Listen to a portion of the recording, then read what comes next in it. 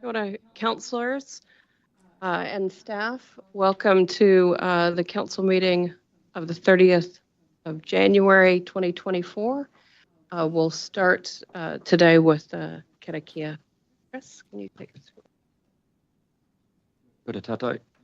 Whakatakata hou ki te uru, whakatakata hou ki te tonga, kia makinakina, ki uta, kia mataratara ki tai, e hi aka ana te arakura, he tio, he huka, he ho hu, ti hei, mauri ora. Got it. Thank you for that. Well, as I said, welcome to, somebody got their volume on there. Welcome to our LTP council meeting. For the next few days, we're all in as we work our way through our just shy of 800 pages. Thanks for that. It was a nice little end of the holiday reminder that it's time to get back to work. So thank you. Thank you to all the staff who have worked so hard to help us get to this point. That have prepared all of the reports and have helped this council move through its discussions up until the next few days. We do have 5 days in our calendar for this. I really hope that we can get through this by the end of Thursday. But in saying that, we all know that these decisions that are before us are significant for our community, and we want to make sure that we give it the due attention that it deserves and that our community deserves. So we will work through as quickly as we can, but ensuring that we have enough time to discuss all of the aspects that councillors are wanting to go into a greater level of detail on. My intention is that we will close the days around 3 o'clock. I won't cut short a conversation if we are making real good progress, but my intention will be that we'll endeavor to close our days around 3 o'clock so that there's sufficient time for a bit of reflection and any discussions that need to happen before we continue on. We won't close the meeting at the end of the day. We will just adjourn it, and then we will reconvene it at the start of each day. We will do a karakia to open and close each day as we move through. So that's just a bit of a rundown of how we'll try and work our way through the material that's before us. All right. Chris, would you like to have any opening comments? Yeah, thank you, Madam Chair. Hey, Happy New Year to you all. I've caught up with many of you just earlier in the year, but it's nice to be back and see you around the table. Hope you've had a good break. And sorry about the number of pages that we landed on you. I hope that some of it was a little bit familiar to what you've seen over the last wee while, so it wasn't too much of a surprise. But look, on behalf of LT, I'm really pleased to present you with this proposed draft LTP, following quite a lot of workshops in the last year or so. And as I say, hopefully some of it's familiar and that we've been able to assimilate some of the direction that you've been able to give us. Obviously, this is one of the most important parts of the triennium.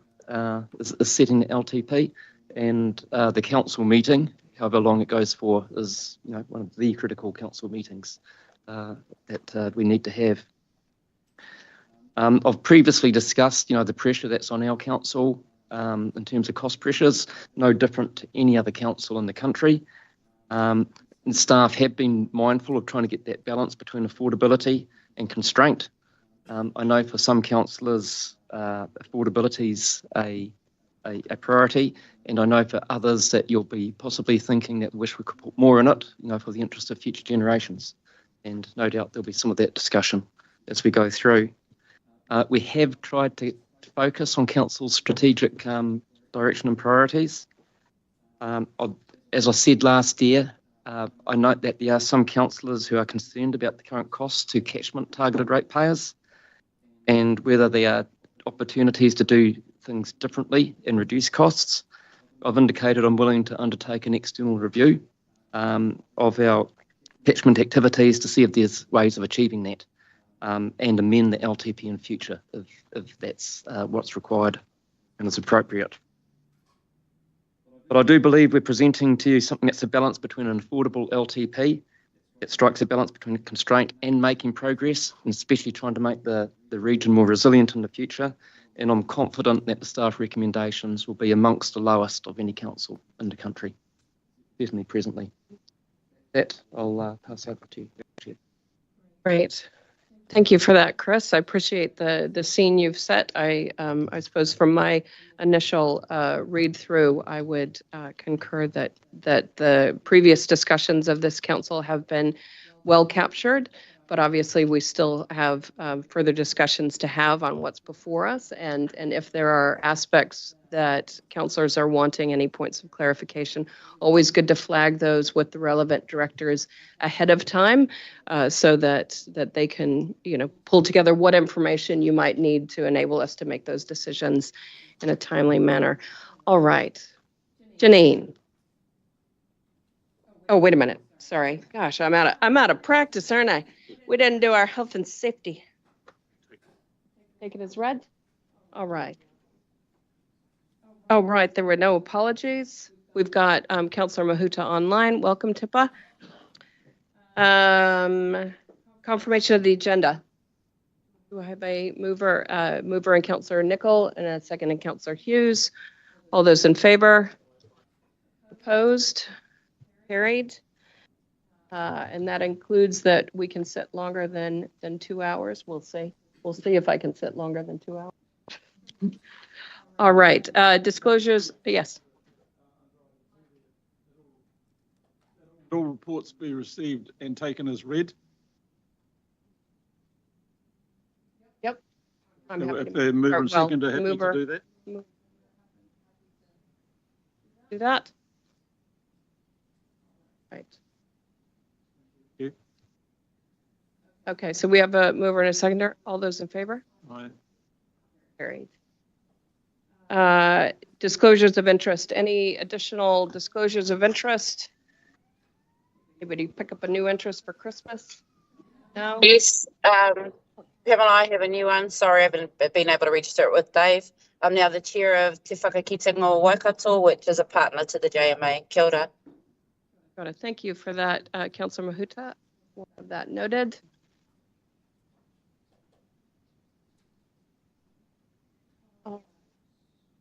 Okay, so now we're on item 7. Is that where we're going to start, Janine? Or do you want to start us with the report? How do you want to?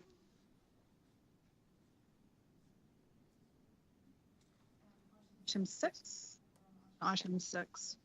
which is the substantive report. Right.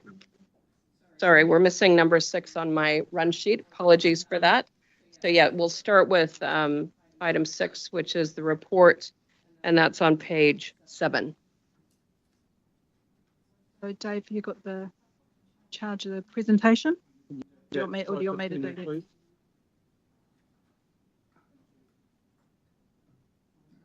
Excuse me, Madam Chair. Yes. Sorry, just forgot to add. Can I have another interest declared, please? Sure. Trustee of Manaki Komo Mamaku Forum. I trust you'll note that. Okay. Right. Thank you for that, Councillor Niban. All right. Just wait.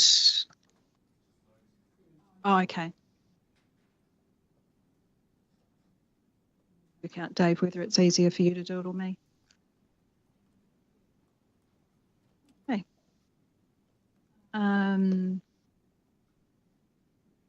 So from me, good morning, councillors. As Chris has said, really nice to see you all around the table again after a good couple of months break. It's a heck of a way to start the year in terms of the 800-page agenda and some key decisions that we are seeking from you. But I'm sure through a little bit closer there. Sorry, through the conversations that we have had really over the last 12 months, we will make some good headway over the next few days. Next slide, thanks, Dave.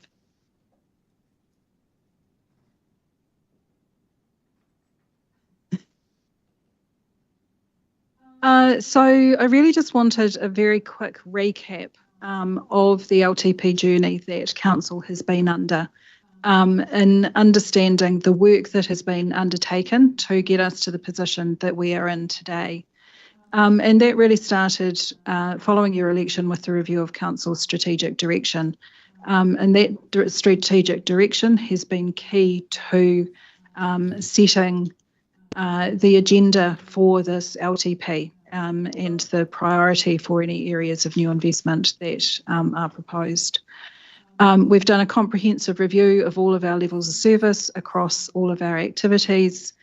In response to that, of looking for where changes are required, we developed a series of strategic outline cases as a precursor for business cases for each of the strategic priorities, and Council provided us their feedback on what was important to them through that process.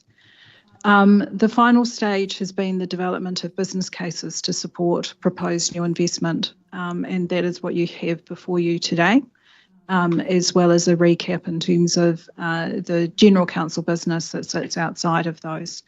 And alongside all of that, we have undertaken a review of our performance measures.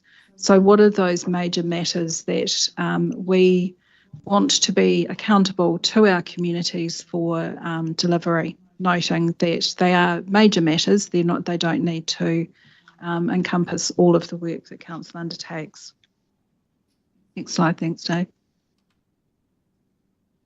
The work that we've done in developing this LTP has been undertaken against a backdrop of high inflation. And we all know that that has impacted our own cost of doing business, but it has also impacted the affordability of any increase in rates for our community. So with that in mind, as we've been working through the budget setting process, we have found savings in the order of about $2 million from our baseline budget. But even with that $2 million of savings banked, the estimated net increase in rates that's required to respond to those external factors of inflation, depreciation and interest is about 5.7%. That 5.7 does include costs to deliver some new or improved core information systems, namely Iris NextGen and the upgrade to Council's information system. Next slide. But I think as a background, we've navigated some of the big shifts really well, not just in the last 12 months, but over a number of years. We can see that through budgets that other councils are needing to consider, that depreciation on assets and costs of borrowings have been major influences on the level of rates that are being proposed.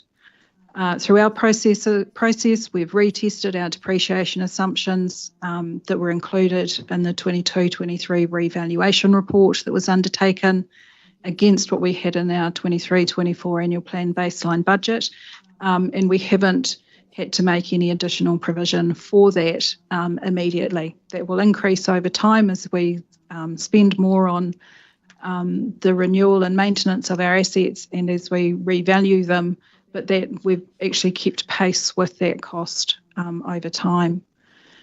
We've also retested around our borrowing program.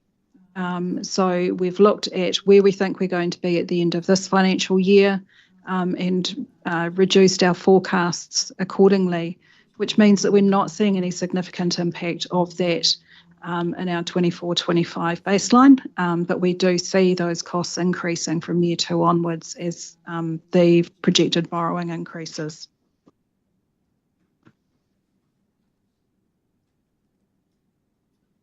And while the forecast return from Council's investment fund is projected to reduce, that's offset by an increase in interest income on working funds managed. Additionally, I guess in terms of assisting with that affordability conversation, we have proposed to fund a range of one-off strategic initiatives through the prior year surplus funds that Council holds, achieved over the last 2 financial years. That means that we're able to progress those initiatives while not impacting rates for the short term of those projects.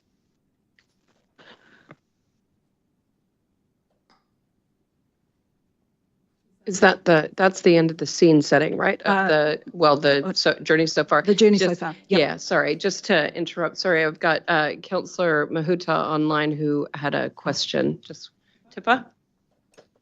Oh, kia ora. Thank you, Janine, for the context. I just want to go back one step to Chris. Just in terms of iwi partners, we normally read them in quite early to the LTP.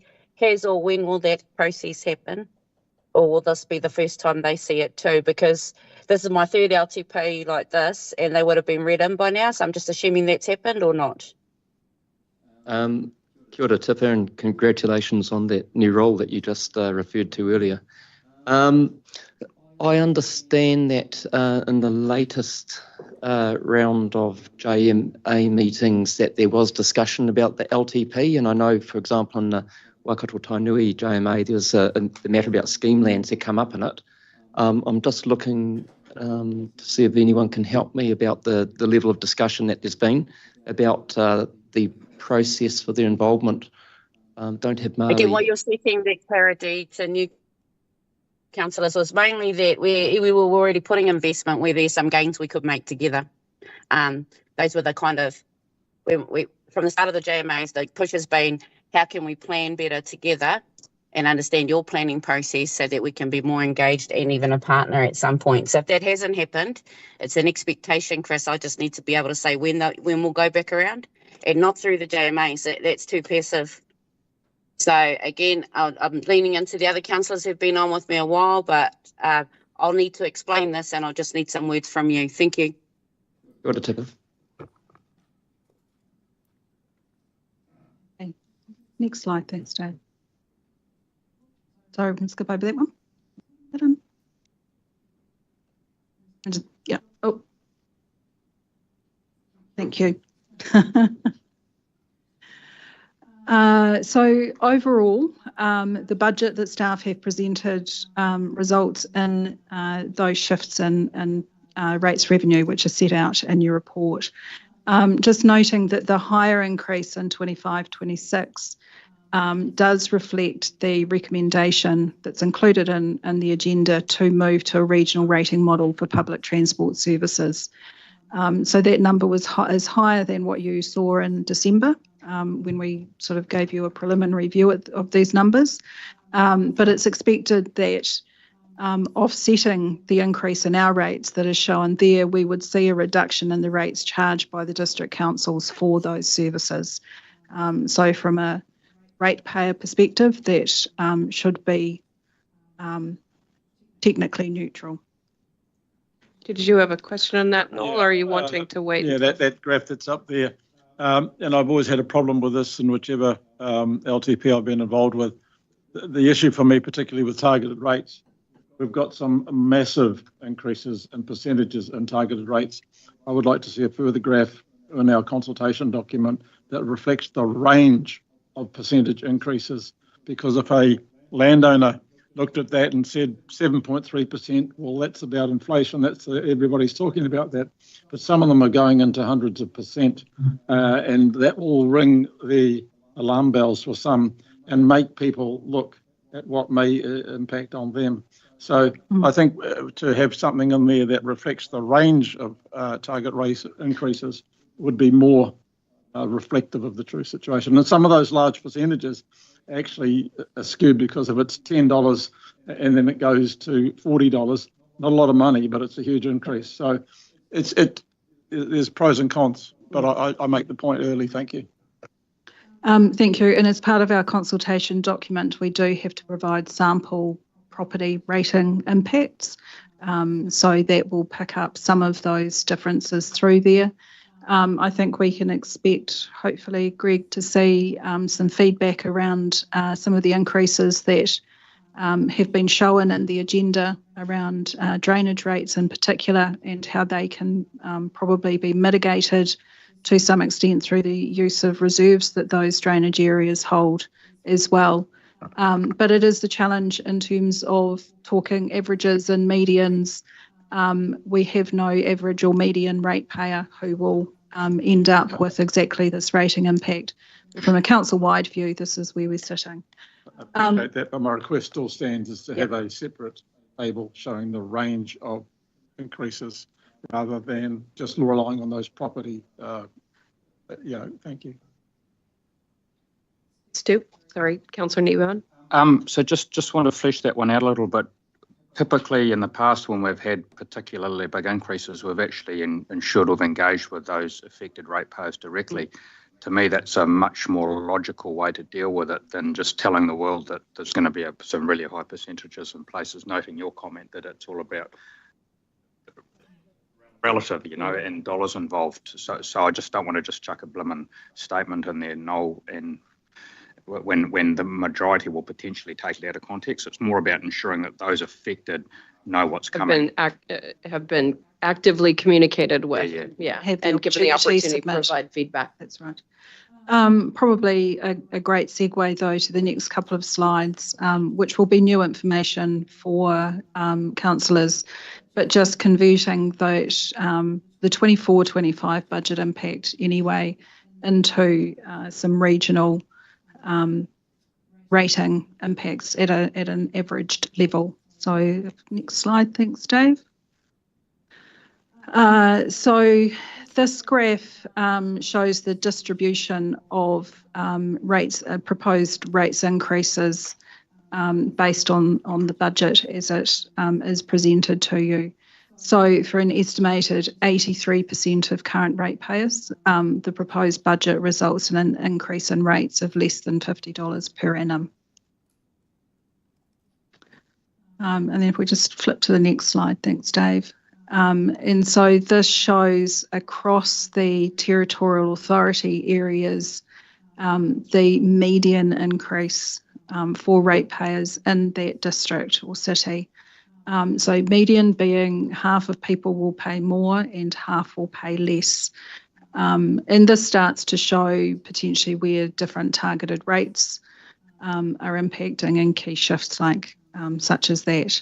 But just to give you a sense for impact to ratepayers, this is the distribution from the budget that we have in front of us.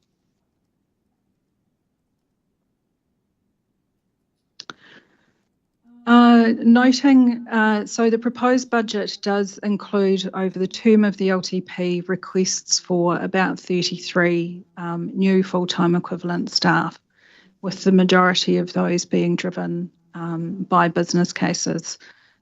So this table here just tries to summarise the information that's provided later in the agenda in terms of where in the organisation those new roles are occurring.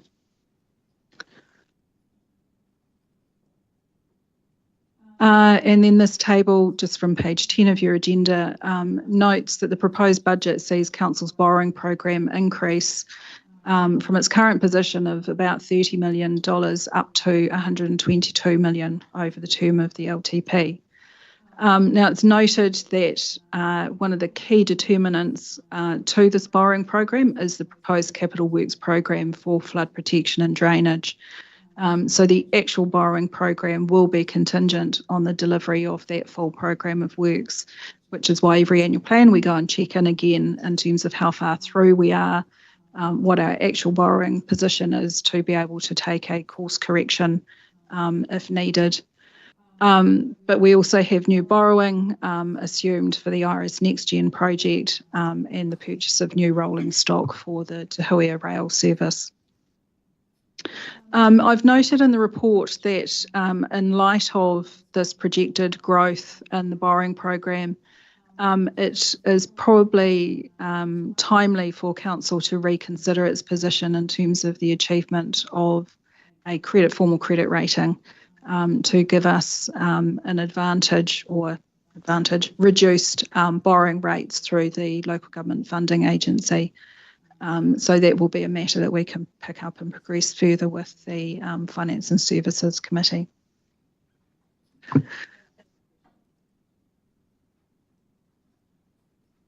Next slide, thanks, Dave. And then prior year surplus. So as we have reported over the last 2 financial years, Council has accumulated operating savings in terms of general rates amounting to approximately $4 million. So the proposed budget does recommend the utilisation of about $2 million of those funds. 2 business cases where expenditure is short-term in nature, and the work clearly aligns with organisational priorities and council strategic direction. So those business cases are set out there. In addition to that, $250,000 is recommended to be provided to further progress the public transport business improvement review. But after those distributions are made from the surplus, there is still just under $2 million of those funds that remains available for the consideration of council. And so that's just something that you might want to have in the back of your minds as we're working through these budgets. Next slide, thanks, Dave. I did want to take a little bit of a diversion from here, and it's as set out on the report on page 11 to our financial strategy. I think this is an important scene setter for the way that we manage our finances in the organisation, and so I think appropriate that we take this topic early. It is one that Council hasn't workshopped to date. Hopefully the strategy is reflective of all of the conversations that have been held, though, and the key drivers behind the budget. So the financial strategy, the report on the financial strategy itself is on page 168 of your agenda, but it's referenced in page 11 of the agenda in the main report as well. So as noted, the purpose of the strategy is to facilitate prudent financial management by acting as a guide to consider proposals for funding and expenditure.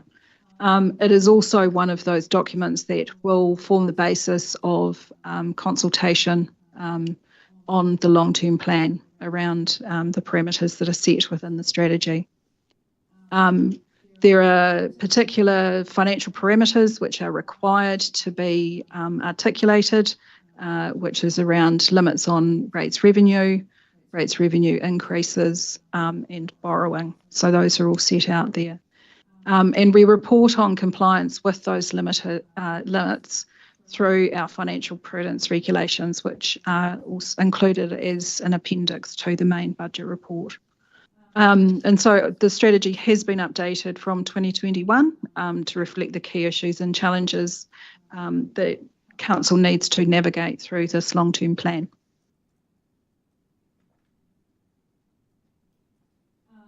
So some key objectives have been added into the strategy this time around, which are set out up there. So maintaining the right mix of funding for its activities that balance affordability and equity. Promoting efficient and effective use of the resources that are available to us to provide high quality services to the community. The need to create resilience through agile and adaptive financial management practices. I think one of the things that we've learned over the last few years is it's quite hard to plan in the long term. And while the Local Government Act requires us to do that, rightfully so, within those plans, we need to be increasingly mindful of the environment that we're operating within. And we need to be able to make different calls or decisions in response to those where that is appropriate. So that's the sort of agile and adaptive financial management practices. We need to be making investments based on options analysis, which considers the whole of life costs of those investments, as well as the needs of both current and future generations. And the Local Government Act requires us to maintain a balanced budget, except where it's financially prudent not to do so. So the key themes that are highlighted, rates affordability, which is always a really challenging one to measure or have a view on, but there's some more, I guess, statistics in terms of what that might mean. Providing for asset resilience and recovery, which is a clear link into our infrastructure strategy, and then diversifying to manage financial risks, particularly around our investment fund and the like. So in terms of the limits that are required to be set by the strategy, what has been proposed is total rates revenue will comprise up to 75% of the council's total annual revenue requirements. Our increases in total rates revenue limited to a 10% increase in rates from current ratepayers, and some borrowing limits. None of those limits have actually changed through the strategy from what we had in 2021. But there's graphs within the strategy, and just pulled them out here in the presentation in terms of how this budget compares to those limits. So if we just flick through those very quickly. So that's our rates revenue as a percentage of our total revenue. So council typically sits with about 2/3 of its revenue being sourced through rates, which is just below that 75% threshold. The increase in total rates revenue from current ratepayers. So you'll see those rates increases that were flagged in that first table highlighted. But if you just do one more click, please. But there is both an issue and an opportunity within the budget as it's currently proposed in terms of beyond year 3, despite the budgets including provision for inflation. We have a situation where we have either negative rates increases or bobbing around very close to a zero. Now, you will hear from some of the directors in terms of potential rephasing of costs over the first 3 years of the LTP that may correct for some of this. But this does provide an opportunity for council to start signalling perhaps more in the medium term of those areas of investment that you might want to have built into the plan, so that this is actually reflecting a better picture than what we're seeing here now. Now, the decreases are as a result of things such as the phasing of our policy review program. And so Tracy can talk to you about that later in the day or later in the week. But like I say, an issue and an opportunity for us in terms of those outer years, that those rate increases should at least reflect inflation pressures that are coming through and continue to impact or be reflected in our budgets over those periods. Councillor Kneebone, did you have a question? Thanks, Chair. Janine, the 10%, when did we set that? Which council set that one? Because it was higher going back further, wasn't it? It's sat at about that for quite some time. It is... I think that, yeah, it hasn't changed substantially over the last couple of LTP cycles. And I think that has been in recognition of the areas where activity of council is increasing are those areas that are wholly funded by rates revenue. And so that means having to step into some of those increases in rates. Yeah. Second question, on the graph that's up there now, projecting out to 33, 34, have we, and out of interest, have any other councils, have we ever done any work on how often we stick to those? Because to me, we never do, eh? And I think we've sort of got to take it with a pinch of salt in some respects, because, yeah. Look, and I agree. The requirement is that we do 3 years in detail and then indications of 7 years. So I understand why we're saying what we've got in the first 3 years, because we've done that to a high degree of detail. But the fact that these numbers do also include inflation, that we should at least be seeing some sort of inflationary provisions coming through here, which we're not. And so, like I say, there are some staff that will have some information in terms of that will rebalance some of this, potentially take some of the increases out of the first 2 years and pop them out into the 4th year. But this isn't this. Equally, while we haven't achieved the positions that we've reported in our previous strategies, I don't believe that by the time we get to 27-28, we'll be proposing a negative rates increase for the region. No, and looking at the issues that councils across the country are facing, unless there's a significant change by central government in terms of how councils can fund themselves, or the government's going to take over a whole bunch of stuff that we currently do, then that's just completely unrealistic. You know? Councillor Dunbar-Smith. I was just going to comment similarly that the outward projections always show virtually nothing happening, and then this year we've got another 17 FTEs, 8.5 next year, and there's no shortage of applications for more funding, and we're also taking on the transport needs of the TAs and putting them into our rates. And also your projections forward for inflation look at 1.7%, significantly dropping over time at current levels. So all of the inflation assumptions in the budget is provided to the sector by Business and Economic Research Limited. So that's fairly standard practice in terms of looking to an external agency to advise on those. But yeah, they are a substantial reduction from the position that the country sees itself in at the moment, although we are seeing those pressures ease if we look at CPI, which is not necessarily a direct correlation, obviously, with the cost pressures that we face. Right. Okay. Oh, so sorry, Mikhail. Sorry, Councillor Downard. Yeah, I just endorse what Councillor Kneebone and Ben is saying, because being a first-term councillor coming into this, the long-term plan, I think last year's rate was 1.6, and then most of it was built with the inflation. We come in and we struck a 6.8. So I think that graph needs to change to reflect longer term that it's not going to be in that. We know it's not.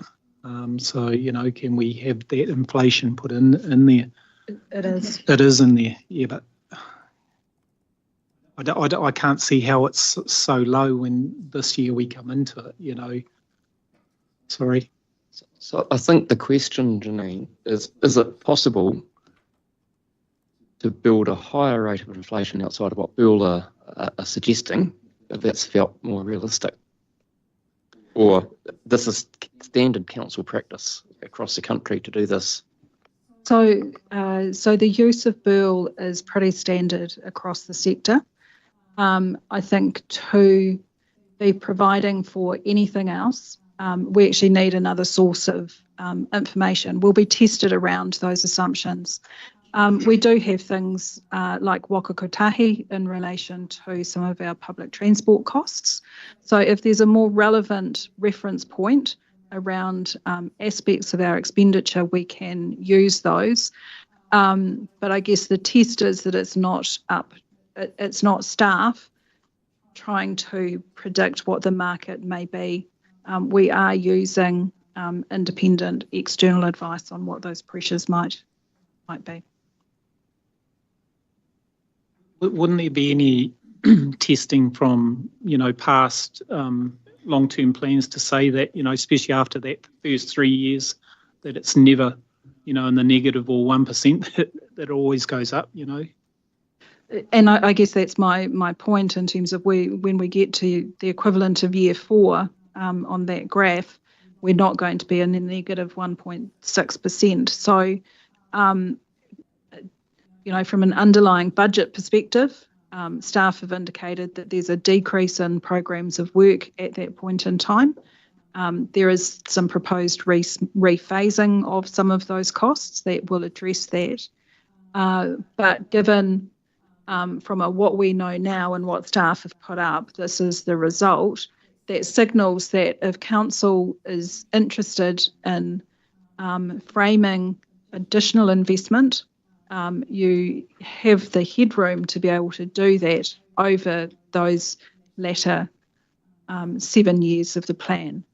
Now, that doesn't mean that plan gets implemented, but it is sending a signal through the long-term plan around what you think is important in the long term. So, so you're saying that some of the business cases that are before us will result in either additional information or additional direction for future councils that would trigger investment, but you can't preempt those decisions now, right? This is the much like a couple of the business cases that are before us are carrying on from previous business cases in the same area. So it's saying that that initial study, that initial investigation, consultation, whatever, it signals that we need to invest further later on. That's correct. But this council can't commit the next council who will be having these same conversations in 3 years' time. But it is a signal both to, I guess importantly, it's a signal to the community through our consultation process around where council's priorities lie in the long term, rather than just the first 3 years, which we've sort of got mapped out quite clearly at the moment. right. So, Great. Councillor Nicol. Thanks. What I take when this is in the document that the public looks at is that there's a paragraph with it to give some of that. But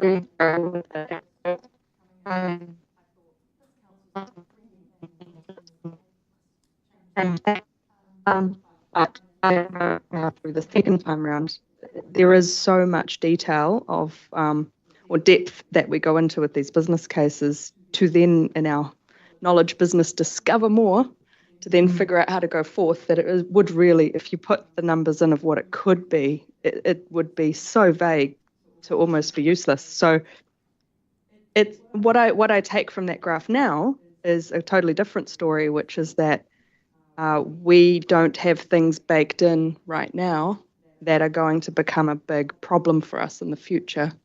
Like, for an infrastructure strategy, we see there's a bow wave that we're trying to smooth in future. This is showing us that each new council, each triennium, and the community with them will have an opportunity to have almost a similar a starting point, similar baseline to work off. And it's then obviously totally up to them what they do with that. But that's the picture for us. So if there was a describing of the nuances of that graph, that would give me a lot of comfort, because when you're not in this all the time, you look at it and you're like, that's Does it make sense? So that'd be great. Yeah, I agree. Thanks. Thank you, Councillor Nicol. I've got Councillor Hughes and then Councillor Cookson. So Hughes. Thank you, Madam Chair. Look, I'd just like to support what Jen said and in response to Stu raising this issue. It is impossible for anybody to project out 10 years. We do it because we're required to do it by law. But realistically, I challenge anybody to get numbers right from years 3 through to 10. It's just impossible. And to think you can do projections past then is, you're away with the fairies. There's a whole lot of moving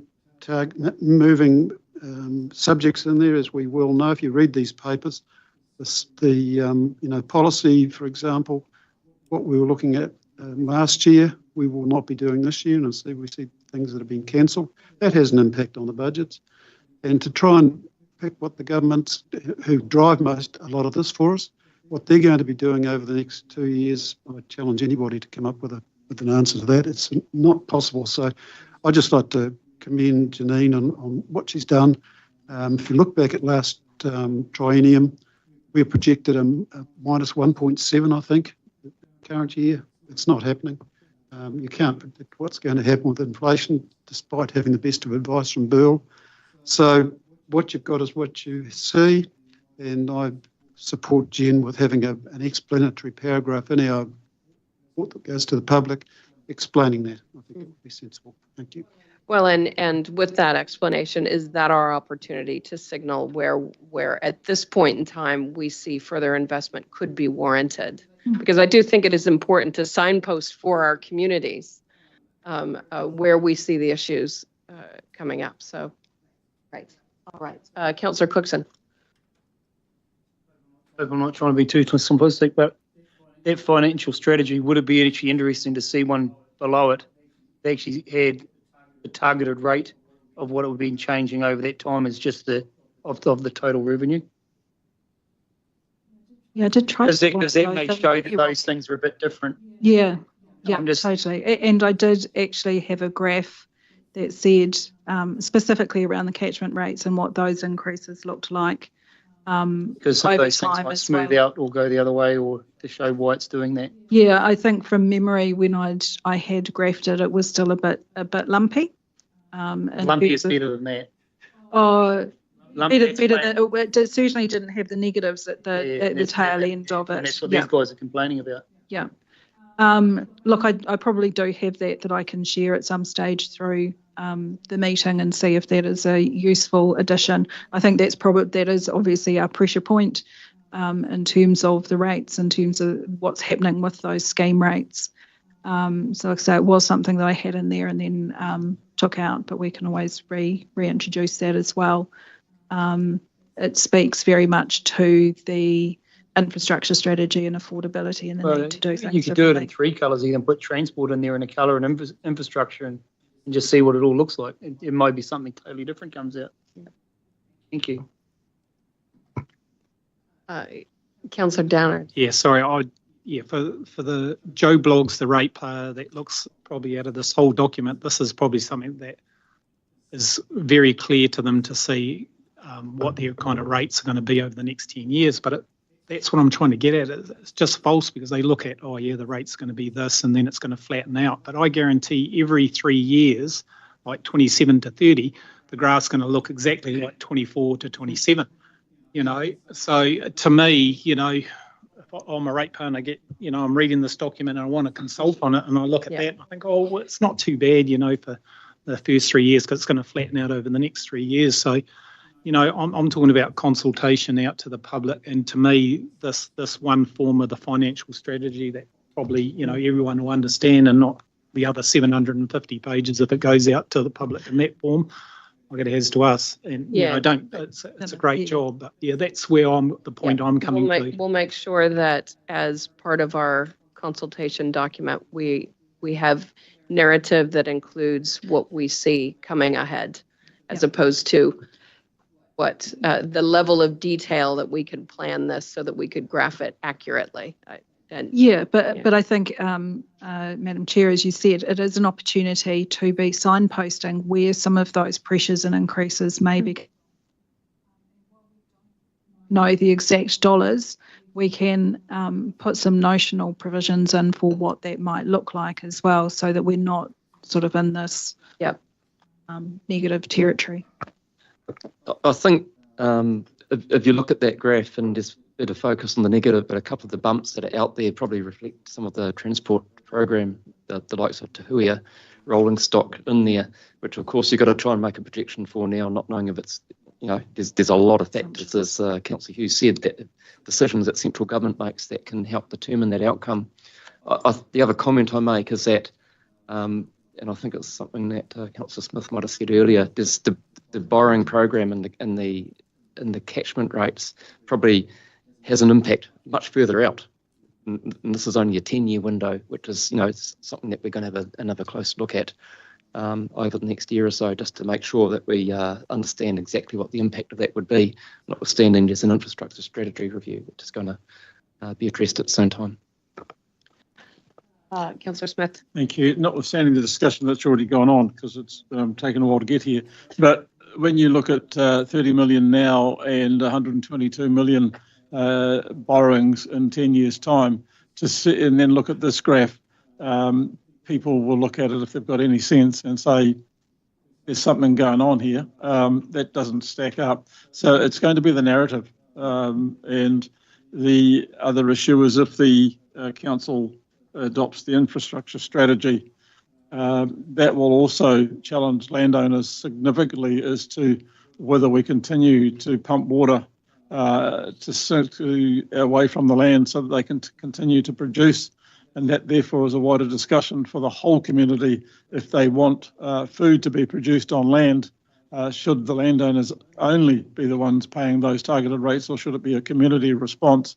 So that's going to be my challenge throughout the next few days to the rest of my colleagues. But graphs can tell a story and it can also confuse. So I think we can acknowledge and move on, perhaps. Thank you.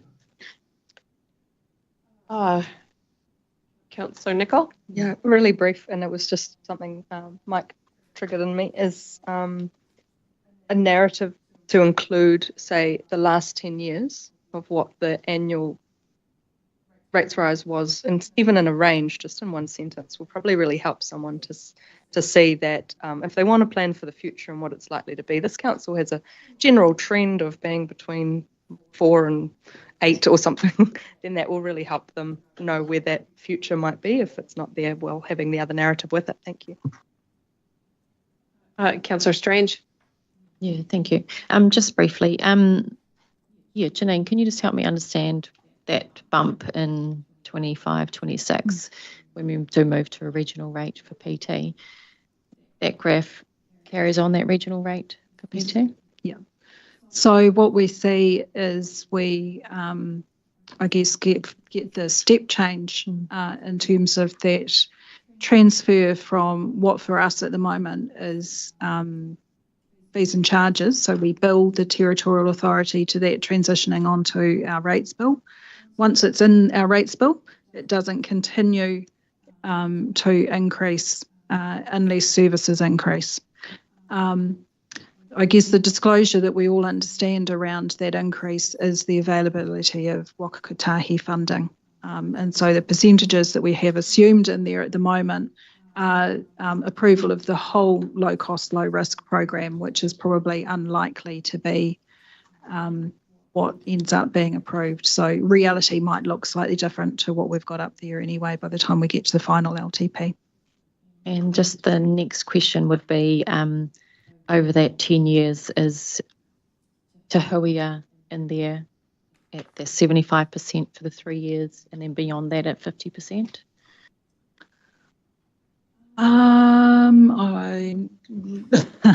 We might need to confirm that in terms of the ongoing funding assumption. Thank you. All right, carry on. Right. So one more slide on the financial strategy. So just in terms of the balanced budget, so part is noted in terms of the principles, and the Local Government Act says that council should set a budget whereby your operating revenue covers your operating expenses each year as part of your long-term plan, unless it's financially prudent not to do so. So the strategy does note that for 2 of the 10 years of the LTP, we're not operating a balanced budget, but the reasons for that are clearly set out in the strategy. And that's really about the avoidance of funding both depreciation and borrowing costs on specific assets. So we're not double dipping for our ratepayers, and we're quite clear on that. And the funding of some projects where costs are deemed to be an operating cost, but the benefits are over a longer period of time. And so we undertake borrowing to spread those costs to create intergenerational equity. And the third one is around the existing Regional Development Fund. And so where we are paying out existing commitments that have been made through that fund, those payments are recognised as an expense, but that's funded from reserves. So having considered those reasons for an unbalanced budget, it's believed that the recommended position is financially prudent. And that's it on the financial strategy. We do have, we've brought through here though, the recommendations from that report, which I guess the intent was to try and clear some of these resolutions as we work through the process. Just on the next slide, I think, Dave. But probably in councillors' hands as to how confident you feel on that at the moment with discussion.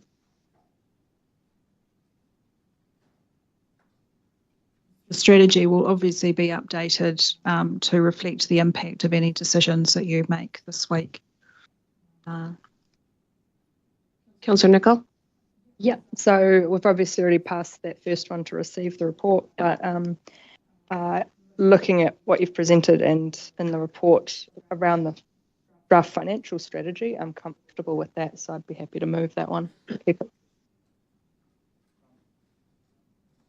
Councillor Newbon?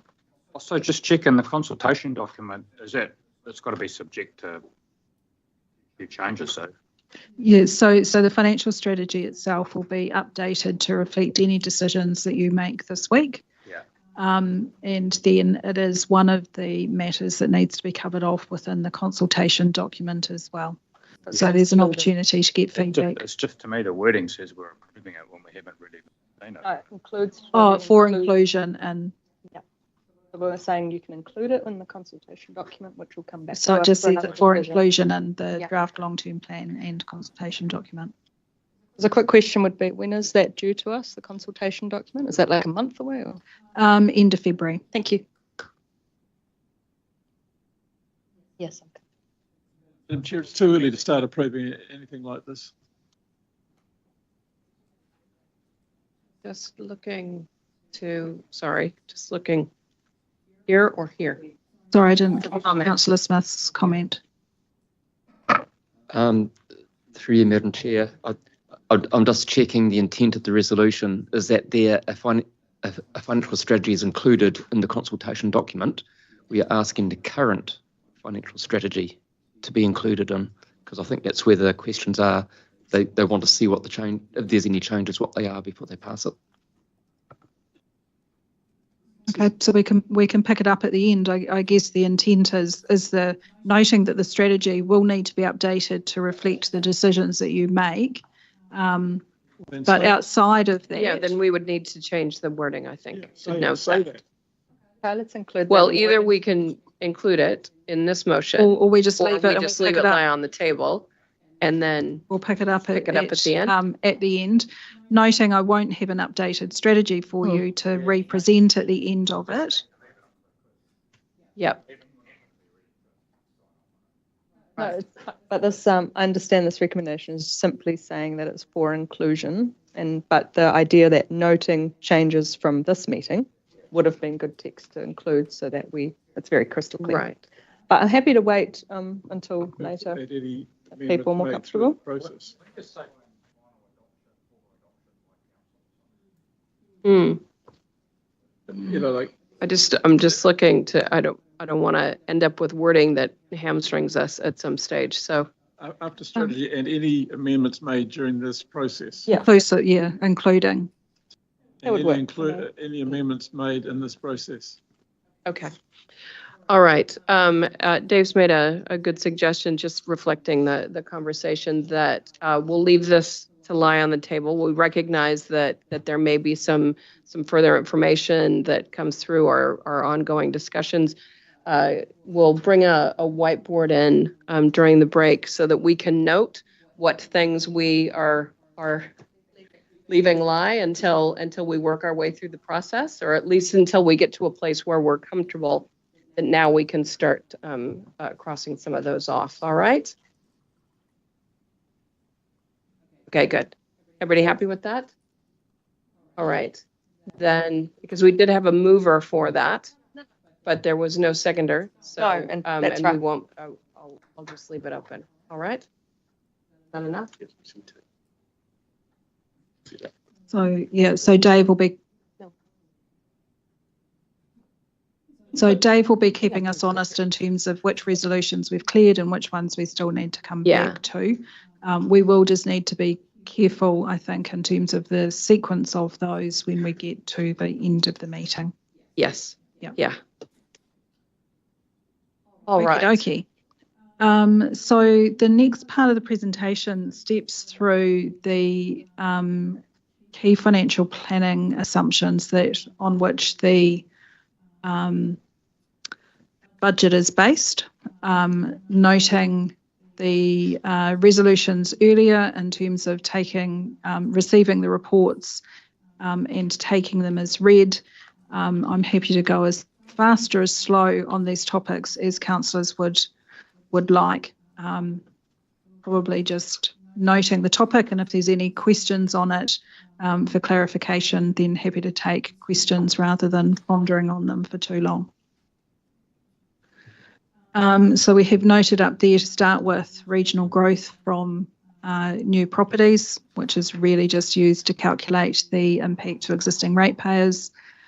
We have our salary assumptions, and included in there are assumptions around how we provide for new roles that have been requested, as well as noting the provision that is made within the budgets for staff training.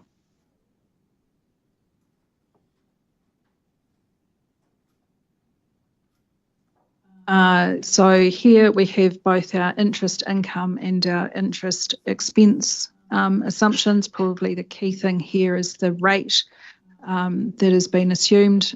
Those rates are, we take advice, external advice on those from PwC, who are our Treasury advisors, of looking at that long-term projected both interest income and interest expense rate.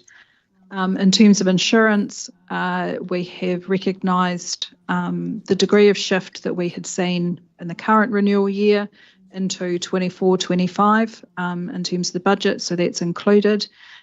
This is really just calling out, I guess, the need for council to consider moving to being a slightly more strategic procurer of insurance, so exactly what assets do we insure, and where might self-insurance be able to be used more broadly as well. Next slide. Equalisation of capital values. So this is a process that we work through, recognising that our territorial authorities don't all revalue on the same cycle. And so we undertake an equalisation process to try and project, if everyone had revalued this year, what would the valuation movements have been. We have 3 councils this year that are revaluing. So Thames Coromandel District Council, Waikato and Rotorua District Councils. Because we don't have their revaluation outcomes yet and they are delayed, we will probably see them just in time for the final budget setting. We have also got projected values for those councils as well. So the table on the next page gives you that estimated movement in values and then the percentage of the regional capital value that each of those territorial authority represents. Now, the significance of that is that that percentage of regional capital value is the share of the general rate and the biosecurity rate that will be paid by ratepayers within those council areas. So it's used to calculate that. That is it in terms of financial planning assumptions. Dave, the next slide, I think, is around the non-financial assumptions, just noting that those have previously been workshopped with council, and feedback from that workshop has been incorporated. With the executive team, we have done a final review of those just at the beginning of this year to confirm them. Probably one of the key changes from that process was to remove the assumption that had been in there relating to Treaty of Waitangi settlements. The uncertainty was particularly around Crown support for that settlement process and funding available to both iwi and council to implement those co-management agreements. That we've got a good track record of that occurring, and so it has been deemed that that risk has been mitigated. A couple of other points there noted in terms of the uncertainty level with legislative change and central government priorities has increased from medium to high, and the increase in the uncertainty level with the Waikato Regional Council policy and plan changes from low to medium, which follows on from, I guess, that legislative change risk. But that's all of those. And so on the next slide, we have got just the recommendations in terms of approving those financial planning assumptions. The planning assumptions, both financial and non-financial, as set out in the report and the appendices to the report. Now, this is something I do believe we can do now. that agreed? Yes? Do I have a mover for that? I had a couple of questions on the non-financial planning assumptions, but I agree with what you just said. Go ahead and ask the questions. Yeah, thanks. Sorry, a couple. I'll just cancel some of my questions because I can see people would probably like to go. In the one around declining natural capital, we mentioned that. Can you point us to a Yep, this is page? agenda page 150.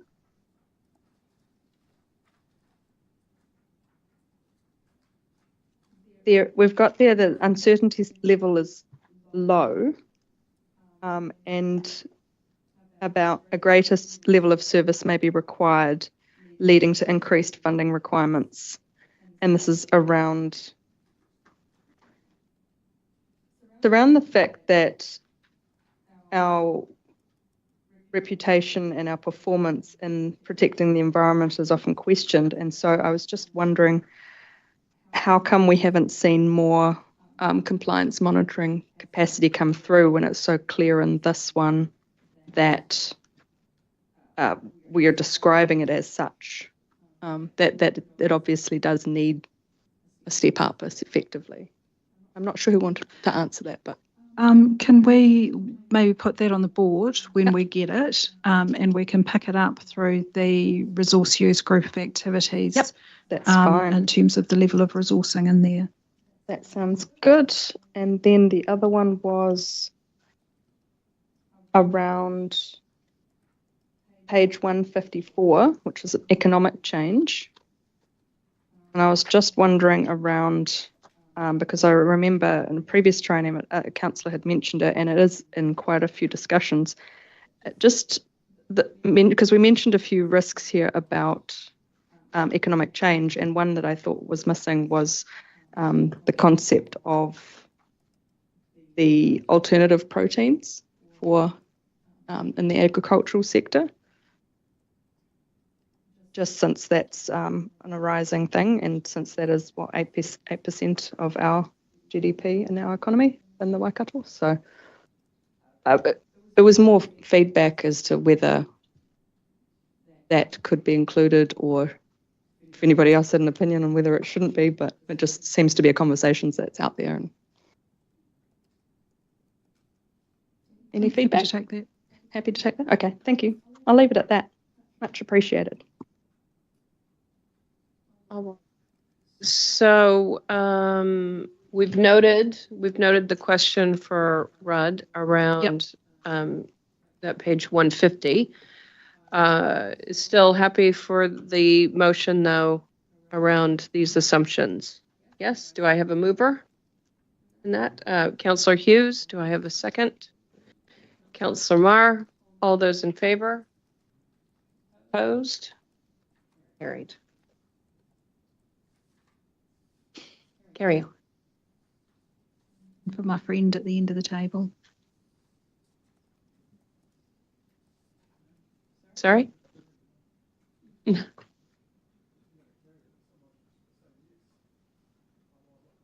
Yes. Carried. Okay, so page 29 of the agenda around our investment fund and investment income. So Council's had a couple of workshops on this topic with your new strategic investment advisor. And based on that and the revised basis for the budget, the following changes have been made. So we have assumed an increase in the allocation to growth assets from the current 40% up to 60%. It was an amount available for distribution that had a 75% level of certainty. So that was the trade-off, I guess, the certainty versus the increased risk profile. The assumptions that Macau have come back with in terms of inflation, so they have provided for annual inflation of 2.6%, so for inflation proofing the underlying capital of the fund, and a fund distribution of $1.9 million per annum in 24-25, thereafter inflation adjusted by that 2.6%. The table on the following slide, which is just out of the report, illustrates the way that fund return would be distributed. So what you'll see in there, and probably relevant to some of the business case discussions, is all of the return from the fund is now assumed to solely be going to rate subsidy. So what is assumed in here is in line with the business case. The Regional Development Fund is ceased, while funding for Te Waka is recommended to continue. That then shifts to being rate funded rather than being funded through investment fund returns.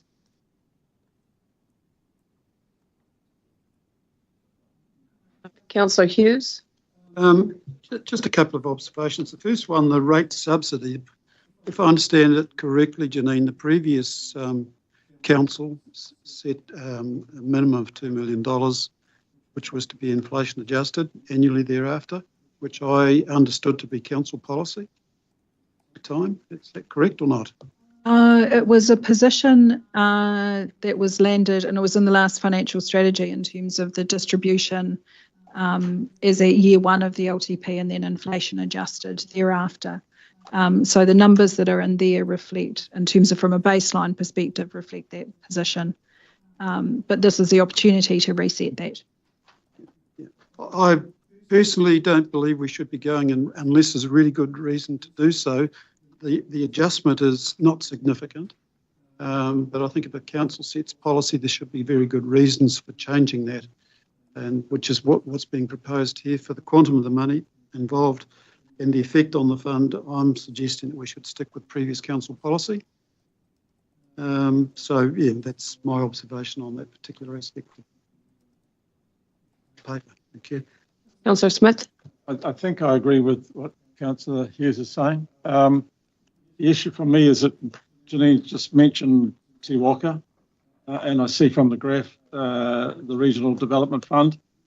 It's not shown here as being funded, but from what your comments were, it appears that they're funded somewhere else. And I don't think we've actually made those decisions yet. So I'm happy for them to be taken out of here, but I want to know when we'll discuss whether we are going to support them and at what level, because I don't want sleight of hand, and I'm not suggesting there is, for us to inadvertently approve something which we later want to try and review. So to me, I'm happy with the recommendation of the 60-40. If it's an assumption at 4.9%, that's fine if that's correct, and I think we've heard that it's around about right. And the rate subsidy, we actually haven't finalised that, I believe, by a decision. So I think those sort of things need to be ticked before we actually get to this resolution. And so I'm not comfortable just to leap straight in here. Can we get clarity as we go along which recommendations are subject to discussions that will happen later in the agenda? Because I totally agree with Councillor Smith that we don't want to pass a resolution here that then preempts the discussion later.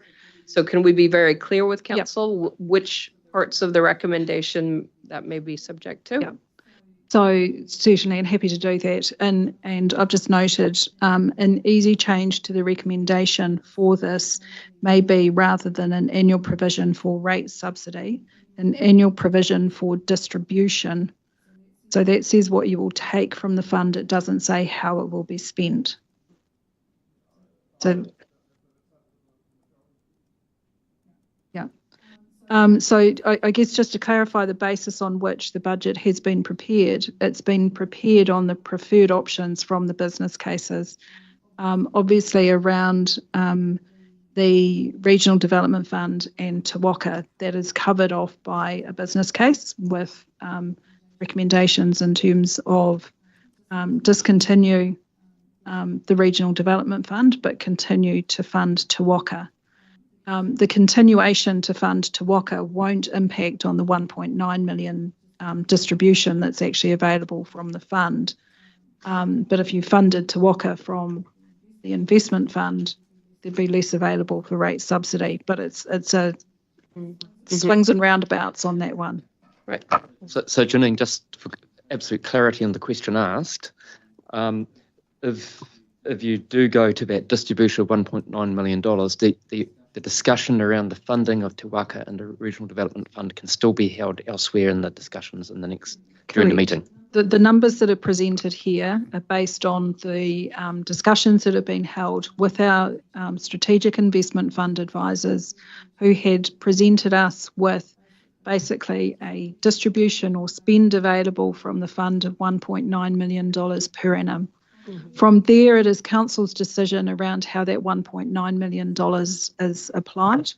I've assumed in the report that is to rate subsidy because that is our current practice, but that can be another good for discussion. So the wording on that last on Part C would change. So Dave's just changed that from striking out rate subsidy to just distribution. So in other words, that is the money that we will take from the fund to offset our operating costs on an annual basis. So Madam Chair, if I could just continue then on that. The issue for me is that we're on day one, about 2 hours, an hour and a half in, maybe close to 2 hours, whatever. The reality is,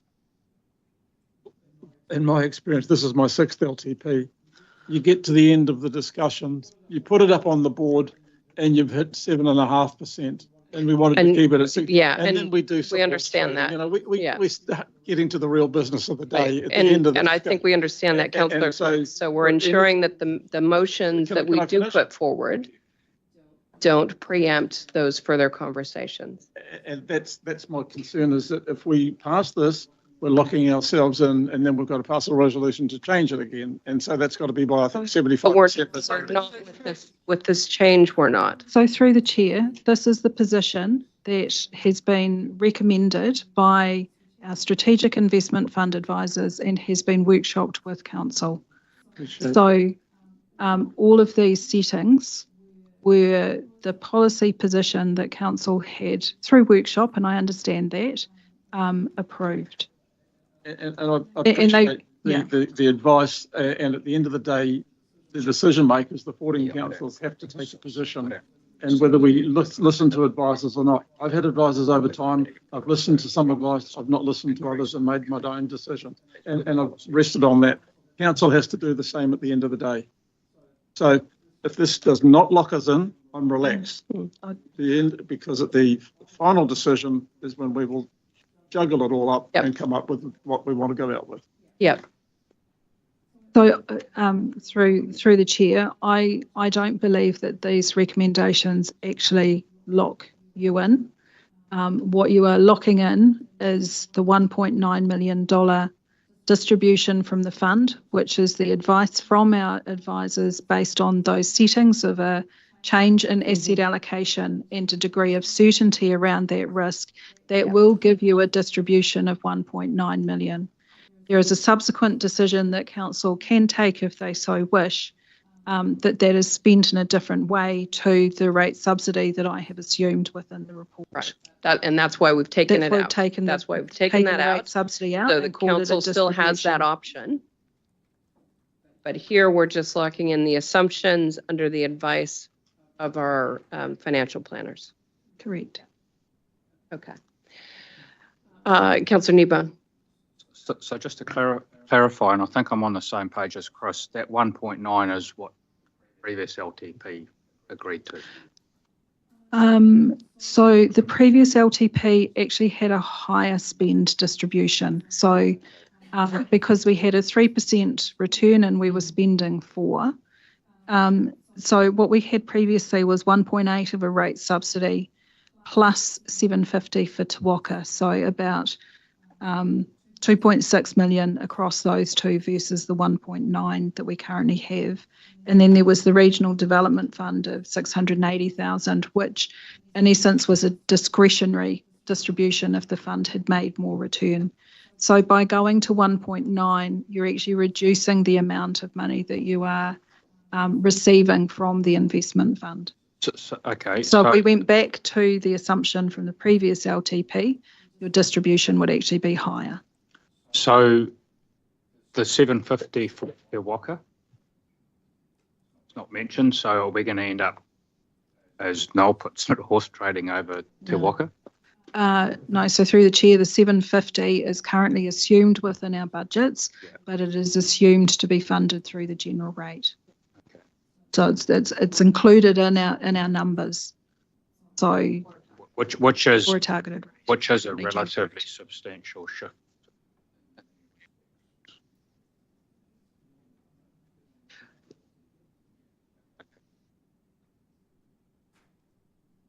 But we're still going to have that Te Waka conversation later on. Yeah. So this doesn't preclude that conversation. This doesn't preclude it. Right. No, but it does preclude funding Te Waka from the investment fund.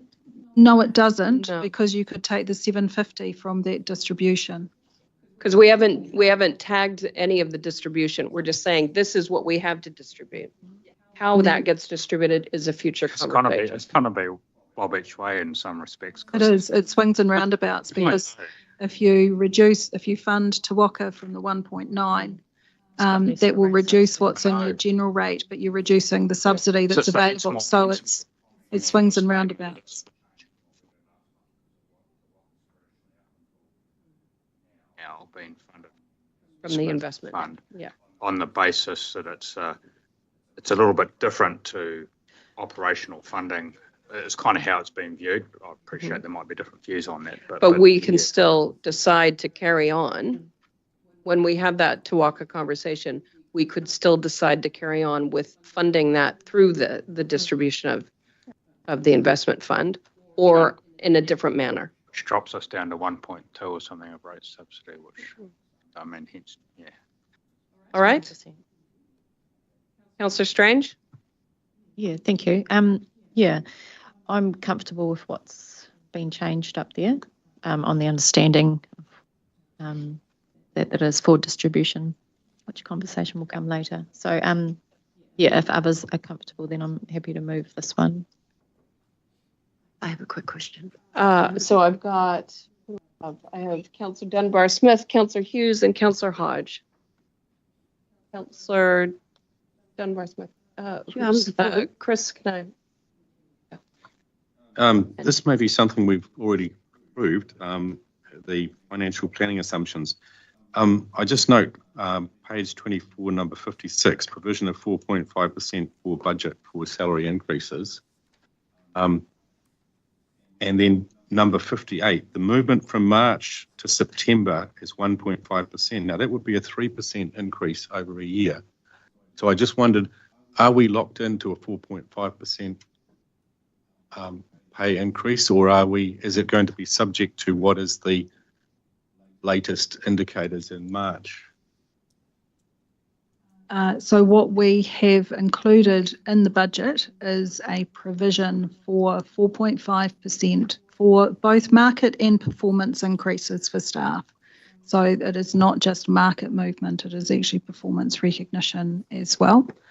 What we then do within that budget provision is assess what the market has done by we've taken advice in September, which was bringing that earlier. We will get some advice again in March in terms of market movements, and that information will be used to determine how that funding may be distributed. It's just to clarify, there is a March update, it's not just the September. Yeah. Historically, we've only had the March salary data, which has provided a little bit challenging for us in terms of the timing of when that's available, hence the shift to getting the September data. But September's a long way out from when we're sort of considering remuneration processes, in June. So we'd do both, just so we're getting some earlier signals for the budget setting process. Councillor Hughes? Thank you, Madam Chair. Look, I'd just like to circle back and explain. This is really the recommendations of our external advisors. Previously, the council was budgeting on spending 4% of the fund and budgeting on income of 3%. It's not sustainable. So something has to change. We can have the discussion of how we're going to spend the money later on. But this is a recommendation from our advisors. We're paying them to give us that advice, and I think it's very good advice that they've given. Thanks for that, Councillor Hughes. Councillor Hodge. Thank you.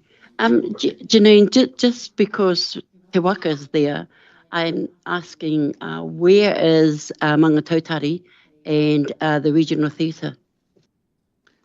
So Maungatautari is part of our Natural Heritage Partnerships program, so funded, I guess, as a key stakeholder within that funding.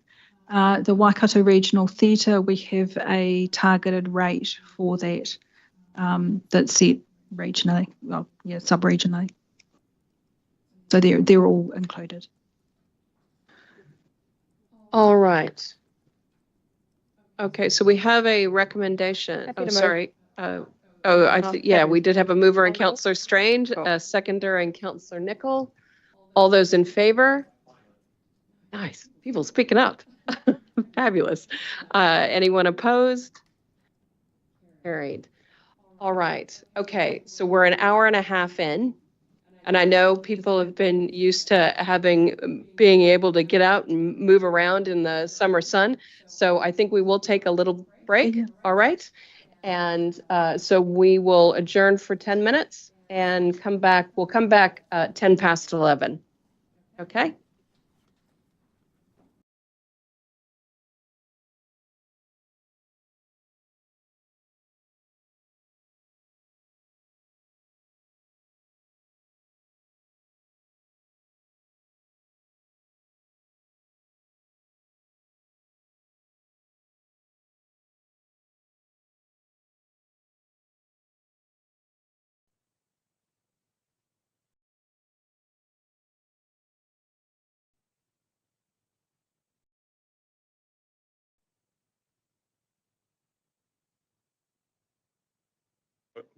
Oh, yeah.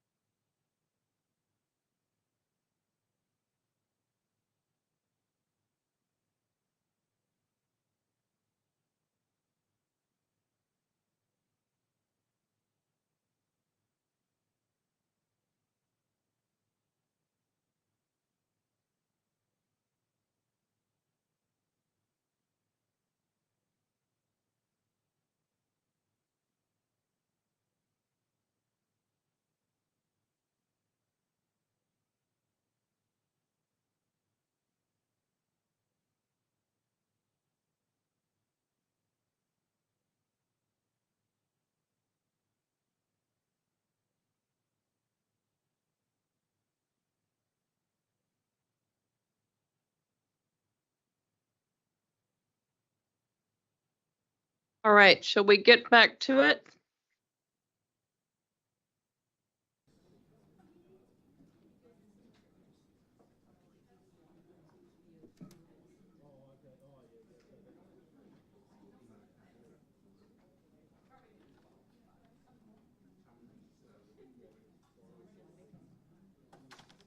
All right, councillors, we'll get back to it.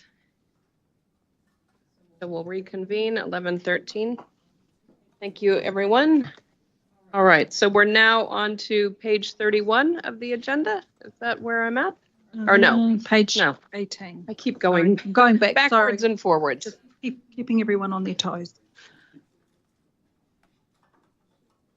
So I guess just to wrap up this sort of scene setting information in terms of the budget assumptions, just information in terms of a couple of different ways that we have run the ruler over the proposed budgets. The first one being cognizant of a new government in place from November 2023. And the coalition agreements that have been part and parcel of the formation of that government, what impact they have on the proposals that we had included in the long-term plan. And then also, I guess, just the testing of the alignment of the proposed budget with Council's own strategic direction. So I've got Tracy here who has probably been the one holding the ruler in terms of the coalition agreements and the impacts of those across our business. As is highlighted and noted there, freshwater management has been the key area for change. And I guess there's another slide after this in terms of the repeal of a couple of acts pre-Christmas that see us revert back to the Resource Management Act, but importantly, a change in dates around freshwater policy. In essence, I guess the assessment from staff is that the legislative reform will likely add to staff workloads rather than detract from them, at least in the short term. The requirement to stay across all of the changes and movements and assessment of our work programs is not insignificant. The changes within central government ministries, and as we see them contracting, that will likely require additional support and advice from the regional sector. And one of the key uncertainties that we have and has been called out throughout the budget is in relation to a number of our transport activities, which are subject to a new government policy statement that will guide wakakotahi funding. That new GPS is expected sometime between February and May. But at the moment, without understanding where those shifts and priorities may lie, there is some uncertainty behind those budgets. And so the importance of the assumptions that staff have made in relation to funding in some of those areas is key. Next slide, thanks, Dave.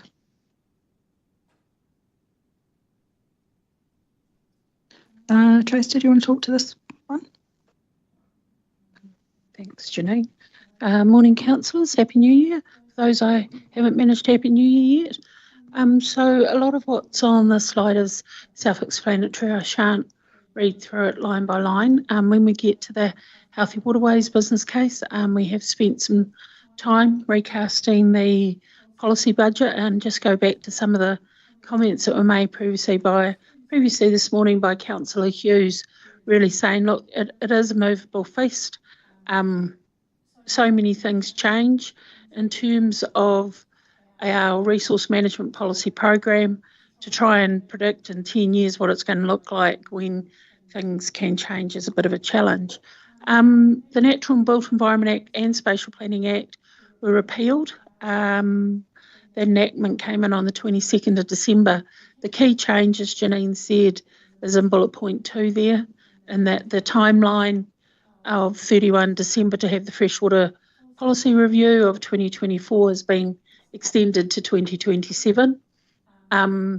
We had already had that conversation with councillors. If if the term half-baked's gone is ringing in your ear, I'd said that I wasn't prepared to put something out that was substandard just to meet a deadline. So we had always anticipated taking another 6 months at least. What the additional time does give us is an opportunity to recast and refresh the project plan, which we are in the process of doing. And again, when we get to Healthy Waterways business case, there's a bit of detail in there. Today is the first day that the government is back in full force. I think I heard it referred to on the radio this morning as Super Tuesday, because so much activity is going on with caucuses, with a whole lot of things coming together. Also, we have been talking with our friends in the ministries. They are keeping things pretty close to their chest at the moment. With recent leaks out of central government, I don't think any ministry is wanting to be responsible for having any kind of information link that hasn't been through the proper informal channels, and we totally understand that, given it's the start of a new government and many of our ministries will have to build up that trust with their ministers. However, what we do note, and I note it is on page 18 of the agenda in paragraph 42, we will have an ability through the Chief Executive submission to the LTP. So I'm not sure, Janine, if we've canvassed that, but like anybody gets to make a submission to the LTP, we get to make a submission. Obviously, we can't throw in a whole lot of new stuff that the community doesn't know about, but it's an opportunity to refine along the way. And once we get there, so next couple of months of the government under its belt, hopefully we will have more clarity. I do want to be really clear with councillors that while we're hearing a lot, we're actually waiting for things that are coming out of government. That's really important. We also have statutory responsibilities that we must still fulfil. So it's a bit of a delicate dance, to be sure, but it's one that we are being fiscally prudent about. Save the detail for the business case. Or later. Councillor Dunbar-Smith, did you have a question? Or do we want to wait for the business case? It's just, I don't know. I'm confused about when we're asking questions and when we're actually at a business case. We're not in a business case yet. Okay. No, so Madam Chair, I just wanted to signal that there are changes, things are changing. We have already spent some time last week looking at what that change may be, and we will have those refresh figures when we get to the business case for freshwater. Okay, so Dave, just next slide, please. And the other piece of work that's been done is to look at the budget that's proposed and mapping that against Council's strategic direction and the strategic priorities. So maybe if we slip on to the next slide, it might be a little bit easier to see. I guess just a representation in terms of where the investment within the plan actually goes across those strategic priorities. Probably unsurprising that community connections is a tall tower there, given it includes our public transport spend, but with water probably a close second. So just another view into the budget. And this is just WRC's spend as opposed to, contributions from like with transport from Waikato. Yeah, I think this is just looking at our labour and direct costs. So our inputs into these activities, so not total cost. Okay. Okay, so that is it. Sorry, Councillor Nicol. It was just a short comment to say that I personally, I get the intention with making these graphs, but I don't find them that useful knowing now the interconnection between all the bits and pieces, and I think it can send people in the wrong direction thinking that something is not getting invested in or getting too much invested in, and we get a lot of narrative back then. Is this included in the consultation document stuff? Definitely doesn't have to be. I guess these are, subjective in terms of the, as you say, the interconnectedness between what we do and the outcomes that we're trying to achieve. So this is an assessment of primary contribution to those outcomes, but I think it's an indication of emphasis within our budgets, but not. I wouldn't wager any money on it, I guess. Yeah, I think it's good for us, but I don't know if it really helps public too much. So no, just my 2 cents. Thank you. Councillor Hughes. Yeah, just an observation. I see our customer spend is close to 20 million. Now I see an excellence, 15 million. So you add the two together, that's 35 million. I would have thought excellence should be focused on customers. It's our business, keeping them happy, as well as our regulatory issues, which I'm sure excellence measure over those. So you add those two together, that's a big part of our annual spend. Just wonder whether we've got the balance right. Are you on page 20? Page 20, yes, the graph. Look, I'm just commenting on the graph. I see those two going hand in hand rather than being separated, but correct me if I'm wrong. I think this is probably the point that Councillor Nichols raised in terms of the interdependency between these things. So one budget can actually be contributing to a number of outcomes. So yes, customer and excellence should work hand in glove. We are spending money in terms of our approach to customer service, which is around excellence. So that then, my question is, are we happy that we've got the balance right? If you add those two together, is that right in terms of what our core business is, which is, at the moment, water and community connections? It's running them a very close third. In fact, it's equal to our water spend. Is that right? Are we comfortable with that balance? I guess we'll come to that conclusion at some stage. I suppose that's something to consider as we work through, particularly the business cases. Are we seeing that the business cases that are put before this council are addressing the priorities that we would like to see on behalf of our communities? Thank you. Okay, so now we start moving into the business cases. So slide and the next slide. Thanks, Dave.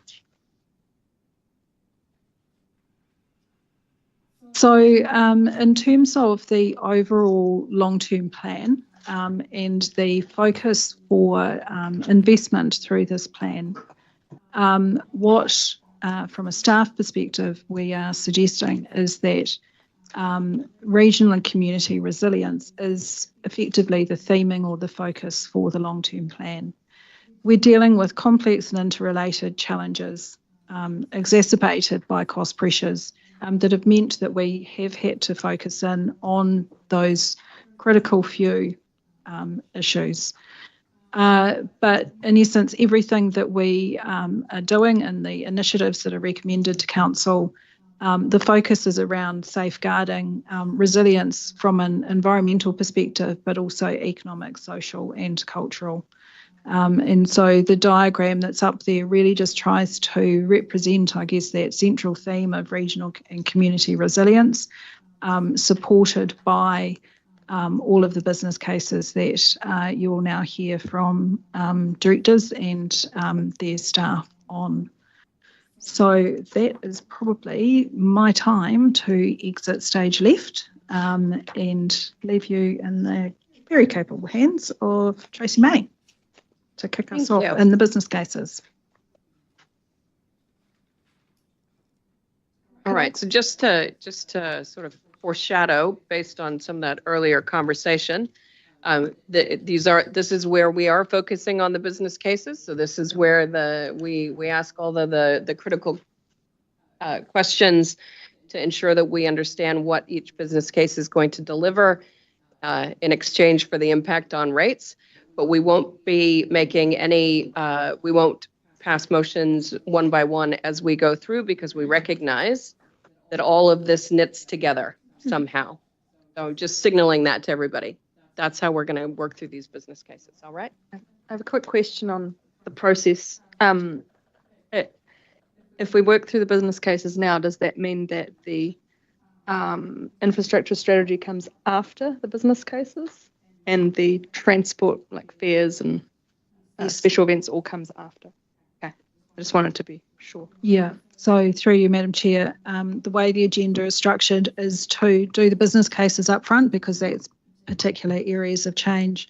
Those other topics will be covered off under the groups of activities, which are sort of canvassing the matters outside of business cases. So the fares, regional rating for public transport, the infrastructure strategy will sit as part of that GOA conversation. Thanks, that helps. And just for clarity, so is there anything then in, let's say, the infrastructure strategy that would then that we might want to take into consideration when considering business cases that might impact on how we choose to invest in our infrastructure? I just don't want to get cart before the horse and all of that. So just trying to make sure we leave space. I would say probably the key one with the interfaces around the resilience business case. That is understanding some of those hazards and risks across the region, and how that informs how we manage infrastructure. The other one with a potential link is probably in the biosecurity, biodiversity, where we're talking about non-asset based solutions, which will be planting, you know, some nature-based solutions, which has probably got an interface in that biodiversity space in particular. Beyond that, I don't believe so. Okay. Just flagging my expectation with ELT that as you take us through whatever business case sits in your area, that you will clearly highlight to us if there is any potential tension with anything that will be discussed after the business cases. All right. So that's my expectation, that it will be clearly flagged for councillors so that they're aware. I appreciate you covering that, because the transport ones are like small detail-y things that can definitely be like alterations later, but the infrastructure strategy to me seemed like quite a different beast, which, being a strategy, you might discuss earlier on. So if it comes up earlier in the groups of activities and so forth, then I think it'll flow quite nice, but happy to just flow with how you've got it planned. Just don't want to leave it right until the end, because it doesn't make sense to talk strategy at the end of a whole lot of other conversation. Thanks. Great. Are you exiting stage left? And Madam Chair, I'll sit around here for the next 5 business cases. Awesome. So just to follow on from Janine in regard to the infrastructure strategy. So of the business cases you'll hear from, we'll do healthy waterways, whangamarino Waikari water security strategy, biodiversity and biosecurity with Greg, then the coastal and marine, then hopefully somebody else will talk for 5 minutes, and then review of critical infrastructure. So each of those all bump into the infrastructure strategy to some degree. Obviously the review of funding for critical infrastructure quite significantly. And then there's a suite of others.